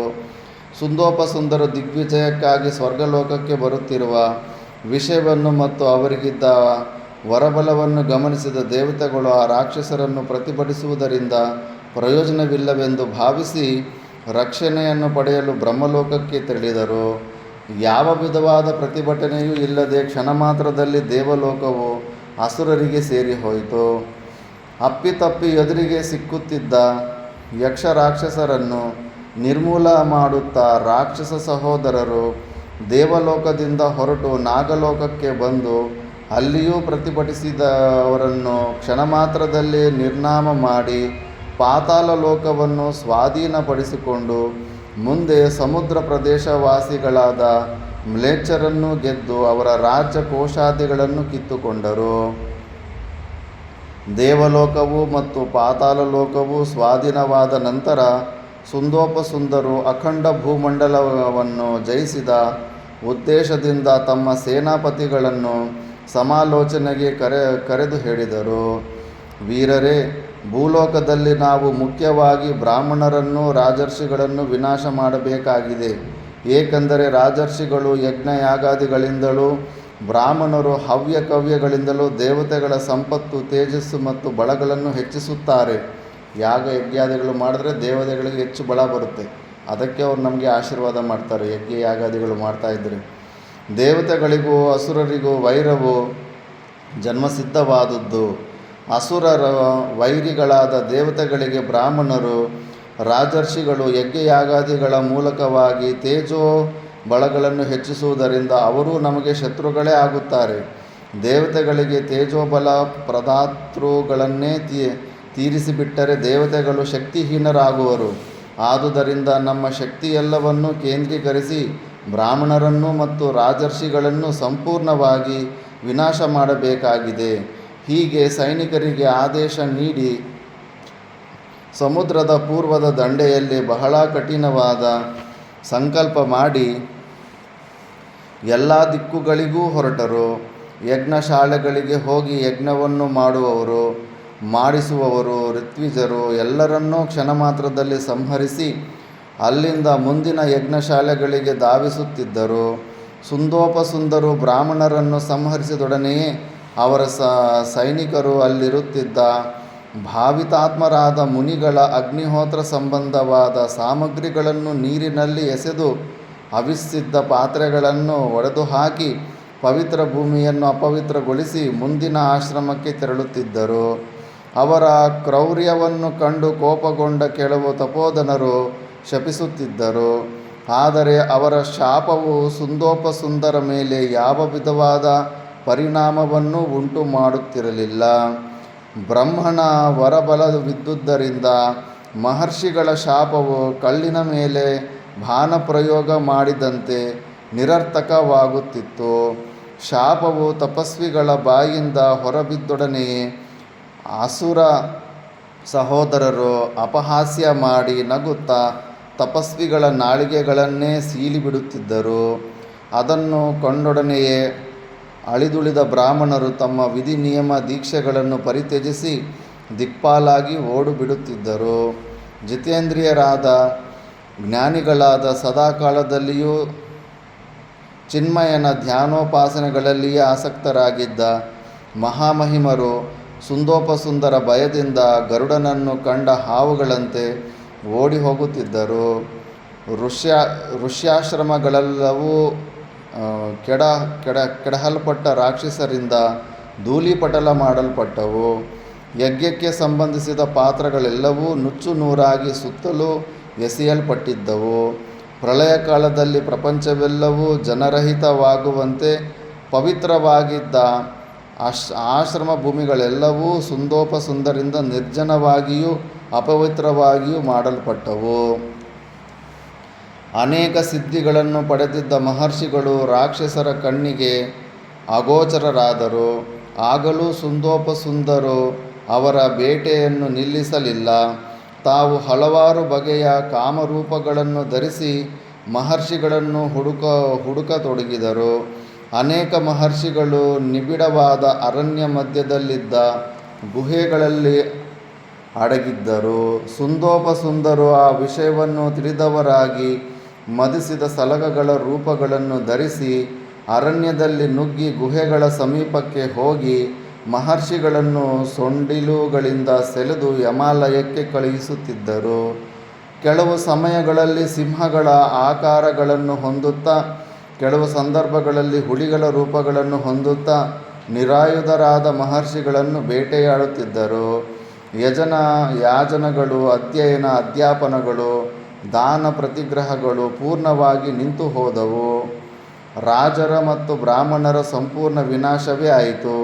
ಹಾಹಾಕಾರ ಶಬ್ದಗಳು 4 ದಿಕ್ಕುಗಳಲ್ಲಿಯೂ ಪ್ರತಿಧ್ವನಿತವಾಗುತ್ತಿದ್ದವು. ಕ್ರಯ ವಿಕ್ರಯಾದಿ ವ್ಯವಹಾರಗಳೆಲ್ಲವೂ ಸಂಪೂರ್ಣವಾಗಿ ನಿಂತು ಹೋದವು. ಎಲ್ಲ ಧಾರ್ಮಿಕ ಕಾರ್ಯಗಳು, ಉತ್ಸವಗಳು, ವಿವಾಹಾದಿಗಳು ನಿಂತು ಹೋದವು. ಕೃಷಿಯೂ ಗೋರಕ್ಷಣೆಯೂ ಇಲ್ಲವಾಯಿತು. ನಗರಗಳು, ಆಶ್ರಮಗಳು ಸ್ಮಶಾನಪ್ರಾಯವಾದುವು. ಎಲ್ಲೆಡೆಗಳಲ್ಲಿಯೂ ಅಸ್ಥಿಪಂಜರಗಳಿಂದ ತುಂಬಿ ಹೋಗಿದ್ದ ಭೂಮಿಯು ಭಯಂಕರ ರೂಪವನ್ನು ತಾಳಿತು. ಪಿತೃದೇವತೆಗಳಿಗೆ ಅರ್ಪಿತವಾಗುತ್ತಿದ್ದ ಪಿಂಡೋದಕ ಕ್ರಿಯೆಗಳು, ದೇವತೆಗಳಿಗೆ ಹವಿಸ್ಸನ್ನು ಅರ್ಪಿಸುವಾಗ ಹೇಳುತ್ತಿದ್ದ ಸ್ವಾಹಾ ವಷಟ್ಕಾರಗಳ ಉಚ್ಚಾರಣೆಗಳೂ ನಿಂತು ಹೋದವು. ಈಗೆಲ್ಲ ನಿಂತು ಹೋಗಿದೆ. ಎಲ್ಲಾದರೂ ಯಜ್ಞದು ಎಲ್ಲಾದರೂ ಸ್ವಾಹ ಅನ್ನೋದು ಕೇಳಿಸ್ತಾ ಇದೆಯಾ? ಎಲ್ಲೂ ಯಜ್ಞ ಯಾಗಗಳು ಹೆಂಗೆ ಮಾಡಬೇಕನ್ನೋದೇ ಗೊತ್ತಿಲ್ಲ. ಇನ್ನೆಲ್ಲ ಪುಸ್ತಕಗಳಲ್ಲಿ ಓದ್ಕೋಬೇಕಷ್ಟೇ. ಆಲ್ರೆಡಿ ಲುಪ್ತ ಆಗಿಬಿಟ್ಟಿದೆ. ಈಗ ಜಗತ್ತು ಭಯಂಕರಕಾರವನ್ನು ತಾಳಿತು. ಜಗತ್ತಿನ ಘೋರ ರೂಪವನ್ನು ಕಣ್ಣುಗಳಿಂದ ನೋಡಲು ಸಾಧ್ಯವಾಗುತ್ತಿರಲಿಲ್ಲ. ಸುಂದೋಪಸುಂದರ ಘೋರ ಕೃತ್ಯಕ್ಕೆ ಸಾಕ್ಷಿಗಳಾಗಿದ್ದ ಸೂರ್ಯಚಂದ್ರರು, ಅಂಗಾರಕಾದಿ ಇತರ ಗ್ರಹಗಳು, ನಕ್ಷತ್ರಗಳು, ಅಷ್ಟದಿಕ್ಪಾಲರು ಭೂವಲಯದ ದುರವಸ್ಥೆಯನ್ನು ಕಂಡು ದುಃಖಿತರಾದರು. ಸುಂದೋಪಸುಂದರು ತಮ್ಮ ಘೋರ ಕೃತ್ಯಗಳಿಂದ ಪ್ರಪಂಚವನ್ನೆಲ್ಲ ಗೆದ್ದು ನಿಸ್ಸಪತ್ನರಾಗಿ ಕುರುಕ್ಷೇತ್ರವೆಂಬ ಸ್ಥಳದಲ್ಲಿ ನಿವಾಸ ಮಾಡತೊಡಗಿದರು. ಯುಧಿಷ್ಠಿರ, ಪ್ರಪಂಚದಲ್ಲಿ ಸುಂದೋಪಸುಂದರು ನಡೆಸುತ್ತಿದ್ದ ದಾರುಣವಾದ ಕೊಲೆಗಳನ್ನು ಕಂಡು ಜಗತ್ತಿನ ಮೇಲಿನ ಕೃಪೆಯಿಂದ ಜಿತಕ್ರೋಧರಾದ, ಜಿತಾತ್ಮರಾದ, ಜಿತೇಂದ್ರಿಯರಾದ ದೇವರ್ಷಿಗಳು, ಮಹರ್ಷಿಗಳು, ಸಿದ್ಧರು, ಚಾರಣರು ಇವರೆಲ್ಲರೂ ಜಗತ್ತಿಗೆ ಕಲ್ಯಾಣವನ್ನುಂಟು ಮಾಡಲು ಬ್ರಹ್ಮನಲ್ಲಿಗೆ ತೆರಳಿ ದೇವತೆಗಳಿಂದಲೂ ಸಿದ್ಧರಿಂದಲೂ ಬ್ರಹ್ಮರ್ಷಿಗಳಿಂದಲೂ ಪರಿವೃತನಾಗಿ ಸಿಂಹಾಸನದಲ್ಲಿ ಕುಳಿತಿದ್ದ ಪಿತಾಮಹನನ್ನು ಸಂದರ್ಶಿದರು. ಮಹಾಸಭೆಯಲ್ಲಿ ದೇವದೇವನಾದ ಮಹಾದೇವ, ವಾಯು ಸಮೇತನಾದ ಅಗ್ನಿದೇವ, ಚಂದ್ರ ಸೂರ್ಯರು, ಶಕ್ರ, ಬ್ರಹ್ಮರ್ಷಿಗಳು, ವೈಖಾನಸರು, ವಾಲ್ಕೀಲ್ಯರು, ವಾನಪ್ರಸ್ಥರು, ಮರೀಚೀಪರು, ಅಜರು, ಅವಿಮೂಢರು, ತೇಜೋಗರ್ಭರು ಇವರಲ್ಲದೆ ಇನ್ನೂ ಅನೇಕ ತಪಸ್ವಿಗಳು ಯಥೋಚಿತವಾದ ಆಸನಗಳಲ್ಲಿ ಕುಳಿತಿದ್ದರು. ದೇವರ್ಷಿ ಪುರಸ್ಸರರಾಗಿ ಹೋಗಿದ್ದವರೆಲ್ಲರೂ ಪಿತಾಮಹನನ್ನು ಕಂಡು ಬಹುದೀನರಾಗಿ ಸುಂದೋಪಸುಂದರ ಭೂಲೋಕದಲ್ಲಿ ಮಾಡುತ್ತಿರುವ ಕ್ರೂರ ಕರ್ಮಗಳನ್ನು ವಿಶದವಾಗಿ ನಿವೇದಿಸಿದರು. ರಾಕ್ಷಸರು ಆಶ್ರಮಕ್ಕೆ ಬಂದು ಯಜ್ಞದ ಮುಖ್ಯ ದ್ರವ್ಯವಾದ ಸೋಮರಸವನ್ನು ಹಾಳು ಮಾಡಿ ಯಜ್ಞೇಶ್ವರನ ಮೇಲೆ ನೀರು ಚೆಲ್ಲುತ್ತಿದ್ದುದು ಪ್ರತಿಭಟಿಸಲು ಅಥವಾ ಶಾಪ ಕೊಡಲು ಹೋದ ಯಾಜಮಾನ್ಯನನ್ನು, ಪುರೋಹಿತರನ್ನು, ಋತ್ವಿಜರನ್ನು ನಿರ್ದಯೆಯಿಂದ ಕತ್ತರಿಸಿ ಹಾಕುತ್ತಿದ್ದು ಈ ಎಲ್ಲ ವಿಷಯಗಳನ್ನು ವಿವರವಾಗಿ ಪಿತಾಮಹನಿಗೆ ನಿವೇದಿಸಿದರು. ಸಭೆಯಲ್ಲಿ ಕುಳಿತಿದ್ದ ದೇವಾದಿ ದೇವತೆಗಳೆಲ್ಲರೂ ಅವರು ಹೇಳಿದ ವಿಷಯಗಳನ್ನು ಪುಷ್ಟೀಕರಿಸಿದ್ದುದು ಮಾತ್ರವಲ್ಲದೆ ಸುಂದೋಪಸುಂದರ ಸಂಹಾರವಾಗಿಯೇ ತೀರಬೇಕೆಂದು ಬ್ರಹ್ಮನನ್ನು ಒತ್ತಾಯಪಡಿಸಿದರು. ಪಿತಾಮಹನು ಕ್ಷಣಕಾಲ ಯೋಚಿಸಿ ತನ್ನ ಮನಸ್ಸಿನಲ್ಲಿಯೇ ಅಸುರರ ಸಂಹಾರಕ್ಕೆ ತಕ್ಕ ಯೋಜನೆಯನ್ನು ಸಿದ್ಧಪಡಿಸಿ ದೇವಶಿಲ್ಪಿಯಾದ ವಿಶ್ವಕರ್ಮನನ್ನು ಹತ್ತಿರಕ್ಕೆ ಕರೆದು ಹೇಳಿದನು. ವಿಶ್ವಕರ್ಮ, ಸಕಲರ ಚಿತ್ತವನ್ನು ಆಕರ್ಷಿಸಲು ಸಮರ್ಥವಾದ ರೂಪಲಾವಣ್ಯಗಳುಳ್ಳ ಸ್ತ್ರೀರತ್ನವನ್ನು ನಿರ್ಮಿಸಬೇಕು. ವಿಶ್ವಕರ್ಮನು ನತಶಿರನಾಗಿ ಆಜ್ಞೆಯನ್ನು ಶಿರಸಾವಹಿಸಿ ಹೊರಟು ಹೋದನು. ವಿಶ್ವಕರ್ಮನು ಏಕಾಂತದಲ್ಲಿ ಕುಳಿತು ಪ್ರಪಂಚದಲ್ಲಿರುವ ಸುಂದರ ವಸ್ತುಗಳೆಲ್ಲವನ್ನೂ ಸ್ಮರಿಸಿಕೊಂಡನು. ಸೌಂದರ್ಯಕ್ಕೆ ಆಕರಗಳಾದ ಸ್ಥಾವರ ಜಂಗಮ ವಸ್ತುಗಳನ್ನು ಸಂಗ್ರಹ ಮಾಡಿಕೊಂಡನು. ಮತ್ತೊಂದು ಕಡೆಯಲ್ಲಿ ಉತ್ತಮ ಜಾತಿಯ ನವರತ್ನಗಳನ್ನು ಸಂಗ್ರಹಿಸಿಕೊಂಡನು. ತಾನು ಸಂಗ್ರಹಿಸಿದ್ದ ಚರಾಚರ ವಸ್ತುಗಳ ಸುಂದರ ಭಾಗಗಳನ್ನು ಮಾದರಿಯನ್ನಾಗಿಟ್ಟುಕೊಂಡು ನವರತ್ನಗಳಲ್ಲಿಯೂ ಸ್ತ್ರೀಯೊಬ್ಬಳ ಆಕೃತಿಯನ್ನು ಸಿದ್ಧ ಮಾಡಿದನು. ಇದರಲ್ಲಿ ಟೀಕಾಕಾರ ಅಭಿಪ್ರಾಯವು ಹೀಗಿರಬಹುದಾಗಿತ್ತು.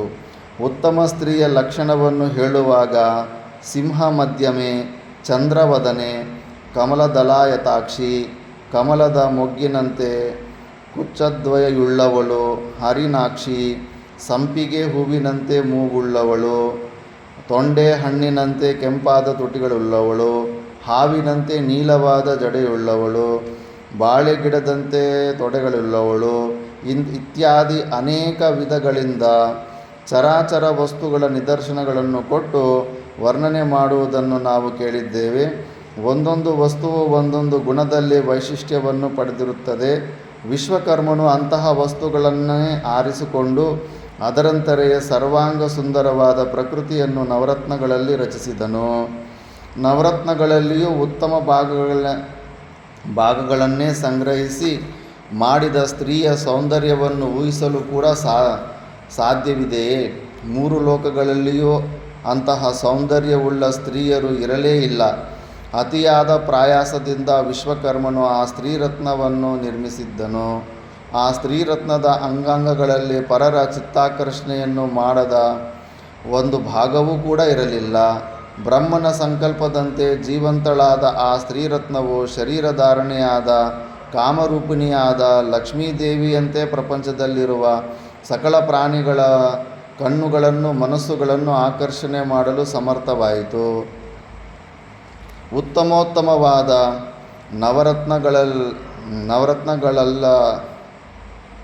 ನವರತ್ನಗಳಿಂದರಿಂದಲೂ ತಿಲಾಂಶದಷ್ಟು ಸಾರವಾದ ಭಾಗಗಳನ್ನೇ ತೆಗೆದು ನಿರ್ಮಿಸಿದ ಸ್ತ್ರೀರತ್ನವಾದುದರಿಂದ ಬ್ರಹ್ಮನು ಅವಳಿಗೆ ತಿಲೋತ್ತಮ ಎಂದೇ ಹೆಸರನ್ನಿಟ್ಟನು.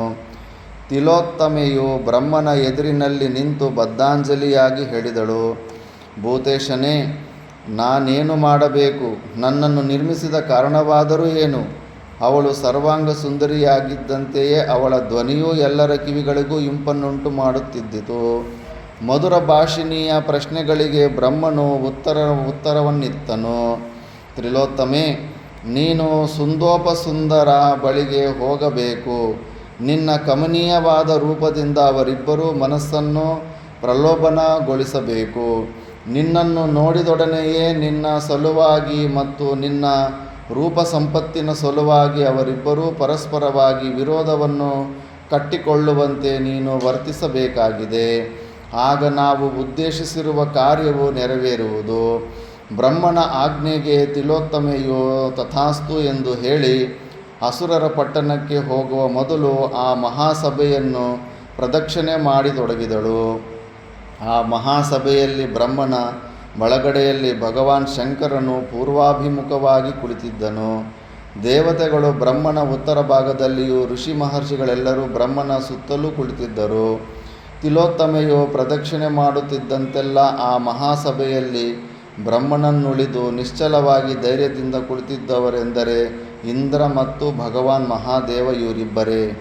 ತಿಲೋತ್ತಮೆಯು ಎದುರಿಗೆ ನಿಂತಿದ್ದಾಗ ಮಹಾದೇವನು ತನಗಿದ್ದ ಒಂದೇ ಮುಖದಿಂದಲೇ ಅವಳನ್ನು ಕಣ್ತುಂಬ ನೋಡಿದನು.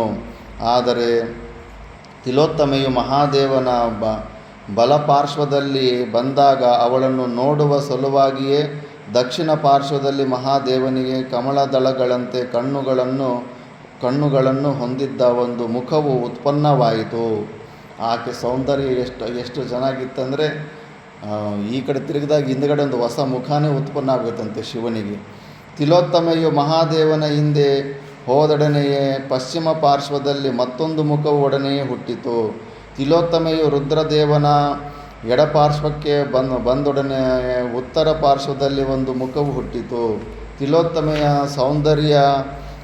ಸೌಂದರ್ಯಾತಿಶಯವನ್ನು 4 ಕಡೆಗಳಿಂದಲೂ ನೋಡಲು ಮಹಾದೇವನಿಗೆ ಒಟ್ಟು 4 ಮುಖಗಳಾದವು. ತಿಲೋತ್ತಮೆಯನ್ನು ನೋಡುವ ಸಲುವಾಗಿ ಇಂದ್ರನ ದೇಹದ ಮುಂಭಾಗದಲ್ಲಿ, ಬಲ ಎಡ ಪಕ್ಕಗಳಲ್ಲಿ ಮತ್ತು ಪೃಷ್ಠಭಾಗಗಳಲ್ಲಿ ವಿಶಾಲವಾದ ಮತ್ತು ರಕ್ತಾಂತವಾದ 1000 ಕಣ್ಣುಗಳು ಹುಟ್ಟಿಕೊಂಡವು. ಇಂದ್ರನಿಗೆ ಶರೀರ ಎಲ್ಲ ಮೈಯೆಲ್ಲ ಕಣ್ಣುಗಳಾಗೋಗ್ಬಿಟ್ಟಿತ್ತು ಅಂತೆ. ಮತ್ತು ಪಾಂಡುಪುತ್ರನೇ, ಈ ರೀತಿಯಲ್ಲಿ ತಿಲೋತ್ತಮೆಯ ರೂಪಲಾವಣ್ಯಗಳ ಕಾರಣದಿಂದಾಗಿ ಸ್ಥಾನುವು ಚತುರ್ಮುಖನಾದನು. ಬಲನಿದೂಷಣನಾದ ಇಂದ್ರನು ಸಹಸ್ರಾಕ್ಷನಾದನು. ಉಳಿದ ದೇವತೆಗಳ ಮತ್ತು ಮಹರ್ಷಿಗಳ ಮುಖಗಳು ಸೂಜಿಗಳನ್ನೇ ಅನುಸರಿಸಿ ಸೂಜಿಯ ತಿರುಗುವಂತೆ ತಿಲೋತ್ತಮೆಯ ಗತಿಯನ್ನೇ ಅನುಸರಿಸಿ 4 ದಿಕ್ಕುಗಳಿಗೂ ತಿರುಗಿಕೊಳ್ಳುತ್ತಿದ್ದವು. ಅವರ ಕಣ್ಣುಗಳ ನೋಟವು ತಿಲೋತ್ತಮೆಯಲ್ಲಿಯೇ ನೆಟ್ಟು ಹೋಗಿತ್ತು. ಬ್ರಹ್ಮನ ಕಣ್ಣುಗಳು ಮಾತ್ರ ತಿಲೋತ್ತಮೆಯನ್ನು ಅನುಸರಿಸಿ ಹೋಗಲಿಲ್ಲ. ಮಹಾಸಭೆಯನ್ನು ಪ್ರದಕ್ಷಿಣೆ ಮಾಡಿ ತಿಲೋತ್ತಮೆಯು ಅಸುರರ ನಗರಿಗೆ ಹೋಗುತ್ತಿರಲಾಗಿ ದೇವತೆಗಳು ಮತ್ತು ಋಷಿ ಮಹರ್ಷಿಗಳು ಕಾರ್ಯಸಿದ್ಧಿಯಾಯಿತೆಂದೇ ಭಾವಿಸಿದರು. ಅತುಲವಾದ ರೂಪ ಸಂಪತ್ತಿನಿಂದ ಕೂಡಿದ್ದ ಅವಳ ಅನುಪಮ ಸೌಂದರ್ಯವು ಸುಂದೋಪಸುಂದರಲ್ಲಿ ವೈಷಮ್ಯವನ್ನುಂಟು ಮಾಡಲು ಸಮರ್ಥವಾಗುವುದೆಂಬ ದೃಢ ವಿಶ್ವಾಸವು ದೇವರ್ಷಿಗಳಿಗುಂಟಾಯಿತು. ತಿಲೋತ್ತಮೆಯು ಕಣ್ಮರೆಯಾದ ನಂತರ ಚತುರ್ಮುಖನು ದೇವತೆಗಳಿಂದಲೂ ಋಷಿ ಮಹರ್ಷಿಗಳಿಂದಲೂ ಕೂಡಿದ್ದ ಆ ಮಹಾಸಭೆಯನ್ನು ವಿಸರ್ಜಿಸಿದನು. ಯುಧಿಷ್ಠಿರ, ಇತ್ತಲಾಗಿ ಸುಂದೋಪಸುಂದರು ತ್ರಿಭುವನಗಳನ್ನು ಸ್ವಾಧೀನಪಡಿಸಿಕೊಂಡು ಶತ್ರುರಹಿತರಾಗಿ ತಾವು ಕೃತಕೃತ್ಯರಾದೆವೆಂದು, ಮುಂದೇನು ಮಾಡಬೇಕಾದ ಕಾರ್ಯವೇ ಇಲ್ಲವೆಂದು ದೃಢನಿಶ್ಚಯವನ್ನು ಹೊಂದಿದರು. ದೇವ, ಯಕ್ಷ, ಗಂಧರ್ವ, ನಾಗ, ರಾಕ್ಷಸ, ಮಾನವರಲ್ಲಿದ್ದ ಶ್ರೇಷ್ಠ ವಸ್ತುಗಳೆಲ್ಲವನ್ನೂ ತೆಗೆಸಿಕೊಂಡು ಬಂದು ತಮ್ಮ ಭಂಡಾರಕ್ಕೆ ತುಂಬಿಕೊಂಡು ಬಹಳ ಆನಂದದಿಂದ ಕಾಲ ಕಳೆಯುತ್ತಿದ್ದರು. ತಾವು ಶರೀರಾಶ್ರಮದಿಂದ ಮಾಡಬೇಕಾಗಿದ್ದ ಕಾರ್ಯಗಳೆಲ್ಲವೂ ಮುಗಿದ ನಂತರ ನಿರುದ್ಯೋಗಿಗಳಾಗಿ ತಮ್ಮ ಸಂಪೂರ್ಣ ಕಾಲವನ್ನು ದೇವತೆಗಳಂತೆ ಅನೇಕ ವಿಧವಾದ ಸುಖೋಪಭೋಗಗಳಲ್ಲಿ ಕಳೆಯುತ್ತಿದ್ದರು. ಸ್ತ್ರೀಯರು ಪುಷ್ಪಮಾಲೆ, ಗಂಧ, ಭಕ್ಷ್ಯ ಭೋಜ್ಯಗಳು, ನಾನಾ ವಿಧವಾದ ಪಾನೀಯಗಳು ಇವೇ ಅವರ ಸುಖೋಪಭೋಗಗಳಿಗೆ ಸಾಧನವಾದ ವಸ್ತುಗಳಾಗಿದ್ದವು. ಅಂತಃಪುರ, ಉದ್ಯಾನವನ, ಪರ್ವತ, ಅರಣ್ಯ ಇವೇ ಮೊದಲಾದ ಪ್ರದೇಶಗಳಲ್ಲಿ ಸುಂದರರು ತಮ್ಮ ಮನಬಂದಂತೆ ದೇವತೆಗಳೋಪಾದಿಯಲ್ಲಿ ಸುಖೋಪಭೋಗಗಳನ್ನು ಅನುಭವಿಸುತ್ತಾ ಕಾಲ ಕಳೆಯುತ್ತಿದ್ದರು. ಒಂದು ದಿನ ಸುಂದೋಪಸುಂದರು ವಿಹಾರಾರ್ಥವಾಗಿ ವಿಂಧ್ಯ ಪರ್ವತದ ಮೇಲಿದ್ದ ಸಮತಟ್ಟಾದ ಸ್ಥಳಕ್ಕೆ ತೆರಳಿದರು. ವಿಹಾರ ಪ್ರದೇಶವು ಫಲ ಪುಷ್ಪಭರಿತವಾಗಿ ಹಲವು ಬಗೆಯ ಲತಾ ದ್ರುಮಗಳಿಂದ ಕೂಡಿ ನಯನ ಮನೋಹರವಾಗಿದ್ದಿತು.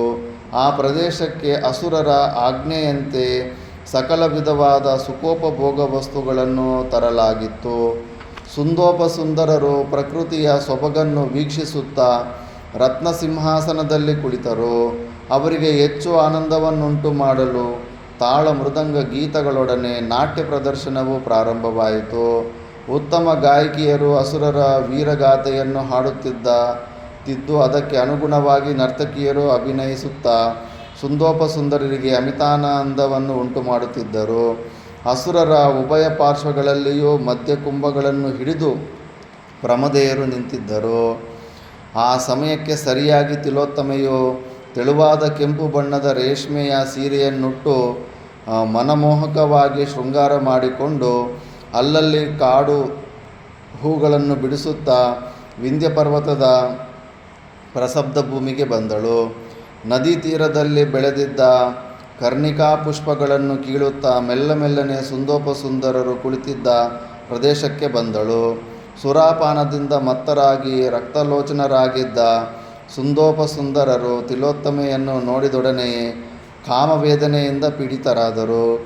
ಏಕಕಾಲದಲ್ಲಿ ಅವರಿಬ್ಬರ ಮನಸ್ಸುಗಳು ಮಿಂಚಿನಂತಹ ಅನುಪಮ ಸೌಂದರ್ಯವನ್ನು ಹೊಂದಿದ್ದ ತಿಲೋತ್ತಮೆಯಲ್ಲಿ ಲೀನವಾದವು. ಇಬ್ಬರೂ ಒಟ್ಟಿಗೆ ಮೇಲೆದ್ದು ತಿಲೋತ್ತಮೆಯೆಡೆಗೆ ಧಾವಿಸಿದರು.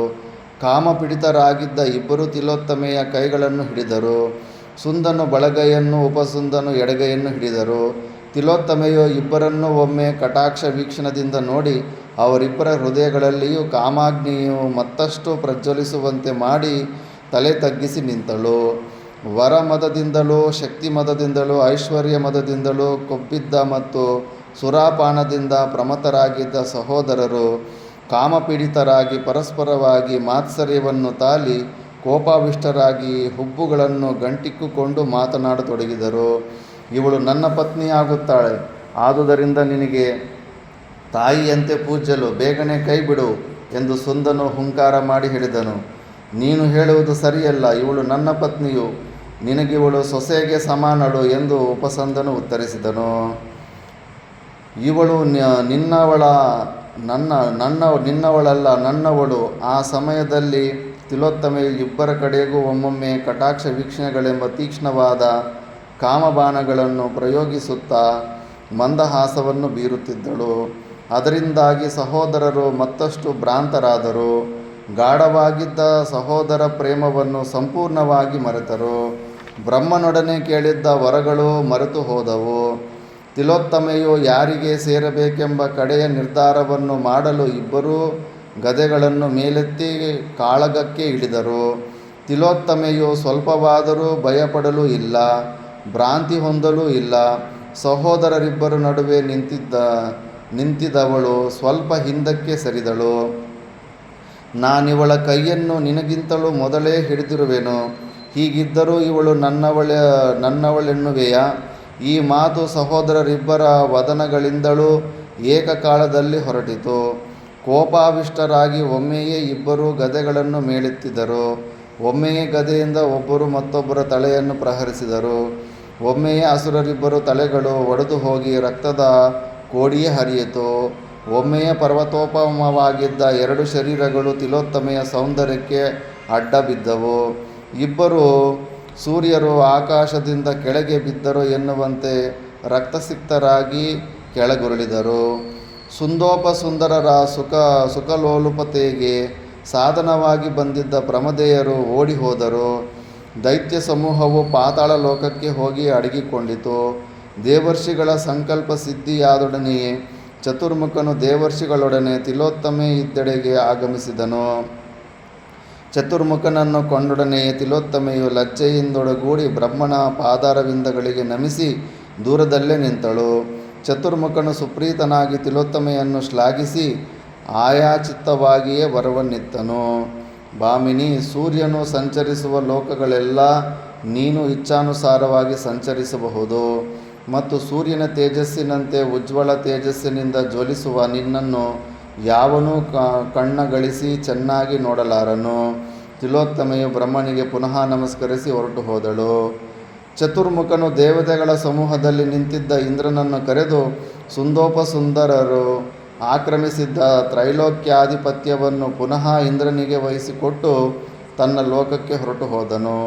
ಇಂದ್ರ ಪುರಸ್ಸರರಾದ ದೇವರ್ಷಿಗಳು ಚತುರ್ಮುಖನನ್ನು ಸ್ತೋತ್ರ ಮಾಡುತ್ತಾ ತಮ್ಮ ತಮ್ಮ ನಿವಾಸಗಳಿಗೆ ತೆರಳಿದರು. ನಾರದರು ಮುಂದುವರೆದು ಹೇಳ್ತಾರೆ, ಯುಧಿಷ್ಠಿರ, ನಿಶ್ಚಯವಾಗಿಯೂ ಸುಂದೋಪಸುಂದರರ ಸೋದರರು ಪ್ರೇಮವು ಅನುಪಮವಾದದ್ದು. ಎಲ್ಲ ವಿಷಯಗಳಲ್ಲಿಯೂ ಒಟ್ಟಿಗೆ ಕೂಡಿರುತ್ತಿದ್ದು ತಿಲೋತ್ತಮೆಯನ್ನು ಪಡೆಯಬೇಕೆಂಬ ಒಂದೇ ಸಂಕಲ್ಪ ಮಾಡಿ ಅವಳ ಸಲುವಾಗಿ ಹಸುವನ್ನು ನೀಗಿಕೊಂಡರು. ಈ ಇತಿಹಾಸವನ್ನು ನೆನೆದು ನಿಮ್ಮ ಮೇಲಿನ ಪ್ರೀತಿಯಿಂದ ನಿಮಗೆ ಹಿತವನ್ನುಂಟು ಮಾಡುವ ಸಲುವಾಗಿ ನಿಮ್ಮಲ್ಲಿಗೆ ಬಂದಿರುವೆನು. ನನಗೆ ಪ್ರಿಯವಾಗುವ ಕಾರ್ಯವನ್ನು ಮಾಡಬೇಕೆಂದು ನಿಮ್ಮ ಇಚ್ಛೆ ಇರುವುದಾದರೆ ಈ ಕೂಡಲೇ ನೀವು ದ್ರೌಪದಿಯ ವಿಷಯದಲ್ಲಿ ಒಂದು ನಿಯಮವನ್ನು ಮಾಡಿಕೊಳ್ಳಬೇಕು. ದ್ರೌಪದಿಯ ಸಲುವಾಗಿ ನೀವು ಯಾವಾಗಲೂ ವೈಮನಸ್ಯವನ್ನು ಹೊಂದಬಾರದು. ಇದೇ ನನ್ನ ಅಭಿಲಾಷೆ. ನಾರದರ ಮಾತುಗಳಿಗೆ ಪಾಂಡವರು ಸಮ್ಮತಿಯನ್ನಿತ್ತು ಪರಸ್ಪರವಾಗಿ ಸಮಾಲೋಚಿಸಿ ಮಹರ್ಷಿಗಳ ಸಮ್ಮುಖದಲ್ಲಿಯೇ ಒಂದು ನಿಯಮವನ್ನು ಸಿದ್ಧಪಡಿಸಿದರು. ನಮ್ಮೈವರಲ್ಲಿ ಯಾರಾದರೂ ಒಬ್ಬರು ದ್ರೌಪದಿಯ ಜೊತೆಯಲ್ಲಿ ಏಕಾಂತದಲ್ಲಿರುವಾಗ ಮತ್ತೊಬ್ಬರು ನೋಡಿದ್ದೇ ಆದರೆ ನೋಡಿದವರು 12 ವರ್ಷಗಳ ಕಾಲ ಬ್ರಹ್ಮಚರ್ಯವನ್ನು ಪಾಲಿಸುತ್ತಾ ಕಾಡಿನಲ್ಲಿ ವಾಸ ಮಾಡಬೇಕು ಅಂತ ನಿಯಮ ಮಾಡ್ಕೊತಾರೆ. ಧರ್ಮಚಾರಿಗಳಾದ ಪಾಂಡವರು ದ್ರೌಪದಿಯ ವಿಷಯವಾಗಿ ಆ ವಿಧವಾದ ನಿಯಮವನ್ನು ಮಾಡಿಕೊಂಡ ನಂತರ ನಾರದರು ಸಂತುಷ್ಟರಾಗಿ ಪಾಂಡವರನ್ನು ಹರಿಸಿ ಲೋಕ ಸಂಚಾರಕ್ಕೆ ಹೊರಟು ಹೋದರು. 2 ವರ್ಷ ಒಬ್ಬೊಬ್ಬರ ಹತ್ರ ದ್ರೌಪದಿ ಇರ್ತಾಳೆ. ಆ ಸಮಯದಲ್ಲಿ ಅವರು ಏಕಾಂತವಾಗಿರುವಾಗ ಬೇರೆಯೊಬ್ಬರು ಇನ್ನೊಬ್ಬರು ಯಾರಾದರೂ ಎಂಟ್ರಿ ಕೊಟ್ಟರೆ ಮತ್ತೆ ಅವ್ರು 12 ವರ್ಷ ಬ್ರಹ್ಮಚರ್ಯನ್ನು ಪಾಲನೆ ಮಾಡಬೇಕಾಗುತ್ತೆ. ಒಂದು ಸತಿ ಅರ್ಜುನನಿಗೆ ಅಂಥ ಪರಿಸ್ಥಿತಿ ಬಂದ್ಬಿಡುತ್ತೆ. ಯಾರೋ ಒಬ್ಬ ಶತ್ರುವನ್ನು ಸಾಯಿಸಬೇಕಾದ ಪರಿಸ್ಥಿತಿ ಬರುತ್ತೆ. ಧರ್ಮರಾಜ ಮತ್ತು ದ್ರೌಪದಿ ಏಕಾಂತದಲ್ಲಿರುವಂಥ ಸಮಯದಲ್ಲಿ ಅಲ್ಲೇ ಗಾಂಡೀವನ ಬಾಣವನ್ನು ಅಲ್ಲೇ ಇಟ್ಟಿರ್ತಾನೆ. ಆ ಬಾಣ ತಗೊಳ್ಳೋ ಇದರಿಂದ ಇನ್ನು ಧರ್ಮ ವಿಚಾರಣೆ ಮಾಡ್ತಾನೆ. ಇದು 12 ವರ್ಷ ಬ್ರಹ್ಮಚಾರ್ಯ ವಾಸ ಉತ್ತಮವಾದದ್ದೇ, ಆದರೆ ಅಲ್ಲೊಬ್ಬ ಬ್ರಾಹ್ಮಣ ಹತ್ಯೆ ನಡೆದಿದ್ದೆ. ಆ ಶತ್ರುವನ್ನು ನಾನು ಸಾಯಿಸಲೇಬೇಕು ಅಂದ್ಬಿಟ್ಟು ಆ ಬ್ರಾಹ್ಮಣನ್ನು ಕಾಪಾಡಬೇಕಂದ್ಬಿಟ್ಟಿದ್ದೂ ಆಗ ಅದು ಭಂಗ ಮಾಡಿ ಆ ಶಿಕ್ಷೆಗೆ ಗುರಿ ಆಗ್ತಾನೆ. ಆ 12 ವರ್ಷಗಳಲ್ಲಿ ಒಳ್ಳೆ ಅಸ್ತ್ರಗಳೆಲ್ಲ ಸಿಗುತ್ತೆ. ಆವಾಗ ಆ ಥರ ಅವರು ನಿಯಮ ಇಟ್ಕೊಂಡಿರ್ತಾರೆ. ಜನ್ಮೇಜಯ, ನಿಮ್ಮ ತಾತಂದಿರು ಆ ವಿಧವಾದ ನಿಯಮದಿಂದಿದ್ದುದರಿಂದಲೇ ದ್ರೌಪದಿಯ ಕಾರಣಕ್ಕಾಗಿ ಅವರಲ್ಲಿ ಯಾವ ವಿಧವಾದ ವೈಮನಸ್ಯವೂ ಉಂಟಾಗಲು ಅವಕಾಶವಾಗಲಿಲ್ಲ. ಇನ್ನು ಮಿಕ್ಕಿದ್ದು ಇನ್ನೂ ಸ್ಟೋರಿ ನಿಯಮಭಂಗ, ಅರ್ಜುನನಿಂದ ನಿಯಮಭಂಗ ಆಗಿ ವನಪ್ರಸ್ಥಾನ ಮಾಡೋದು ನೆಕ್ಸ್ಟ್ ಸ್ಟೋರಿ ಬರುತ್ತೆ. ಅದು ನೆಕ್ಸ್ಟ್ ಕ್ಲಾಸಲ್ಲಿ ನಾವು ನೋಡೋಣ. ಓಂ ಪೂರ್ಣಮದ ಪೂರ್ಣಮಿದಂ ಪೂರ್ಣಾತ್ ಪೂರ್ಣಮುದಚ್ಯತೆ ಪೂರ್ಣಸ್ಯ ಪೂರ್ಣಮಾದಾಯ ಪೂರ್ಣಮೇವಾವಶಿಷ್ಯತೆ. ಓಂ ಶಾಂತಿ ಶಾಂತಿ ಶಾಂತಿ.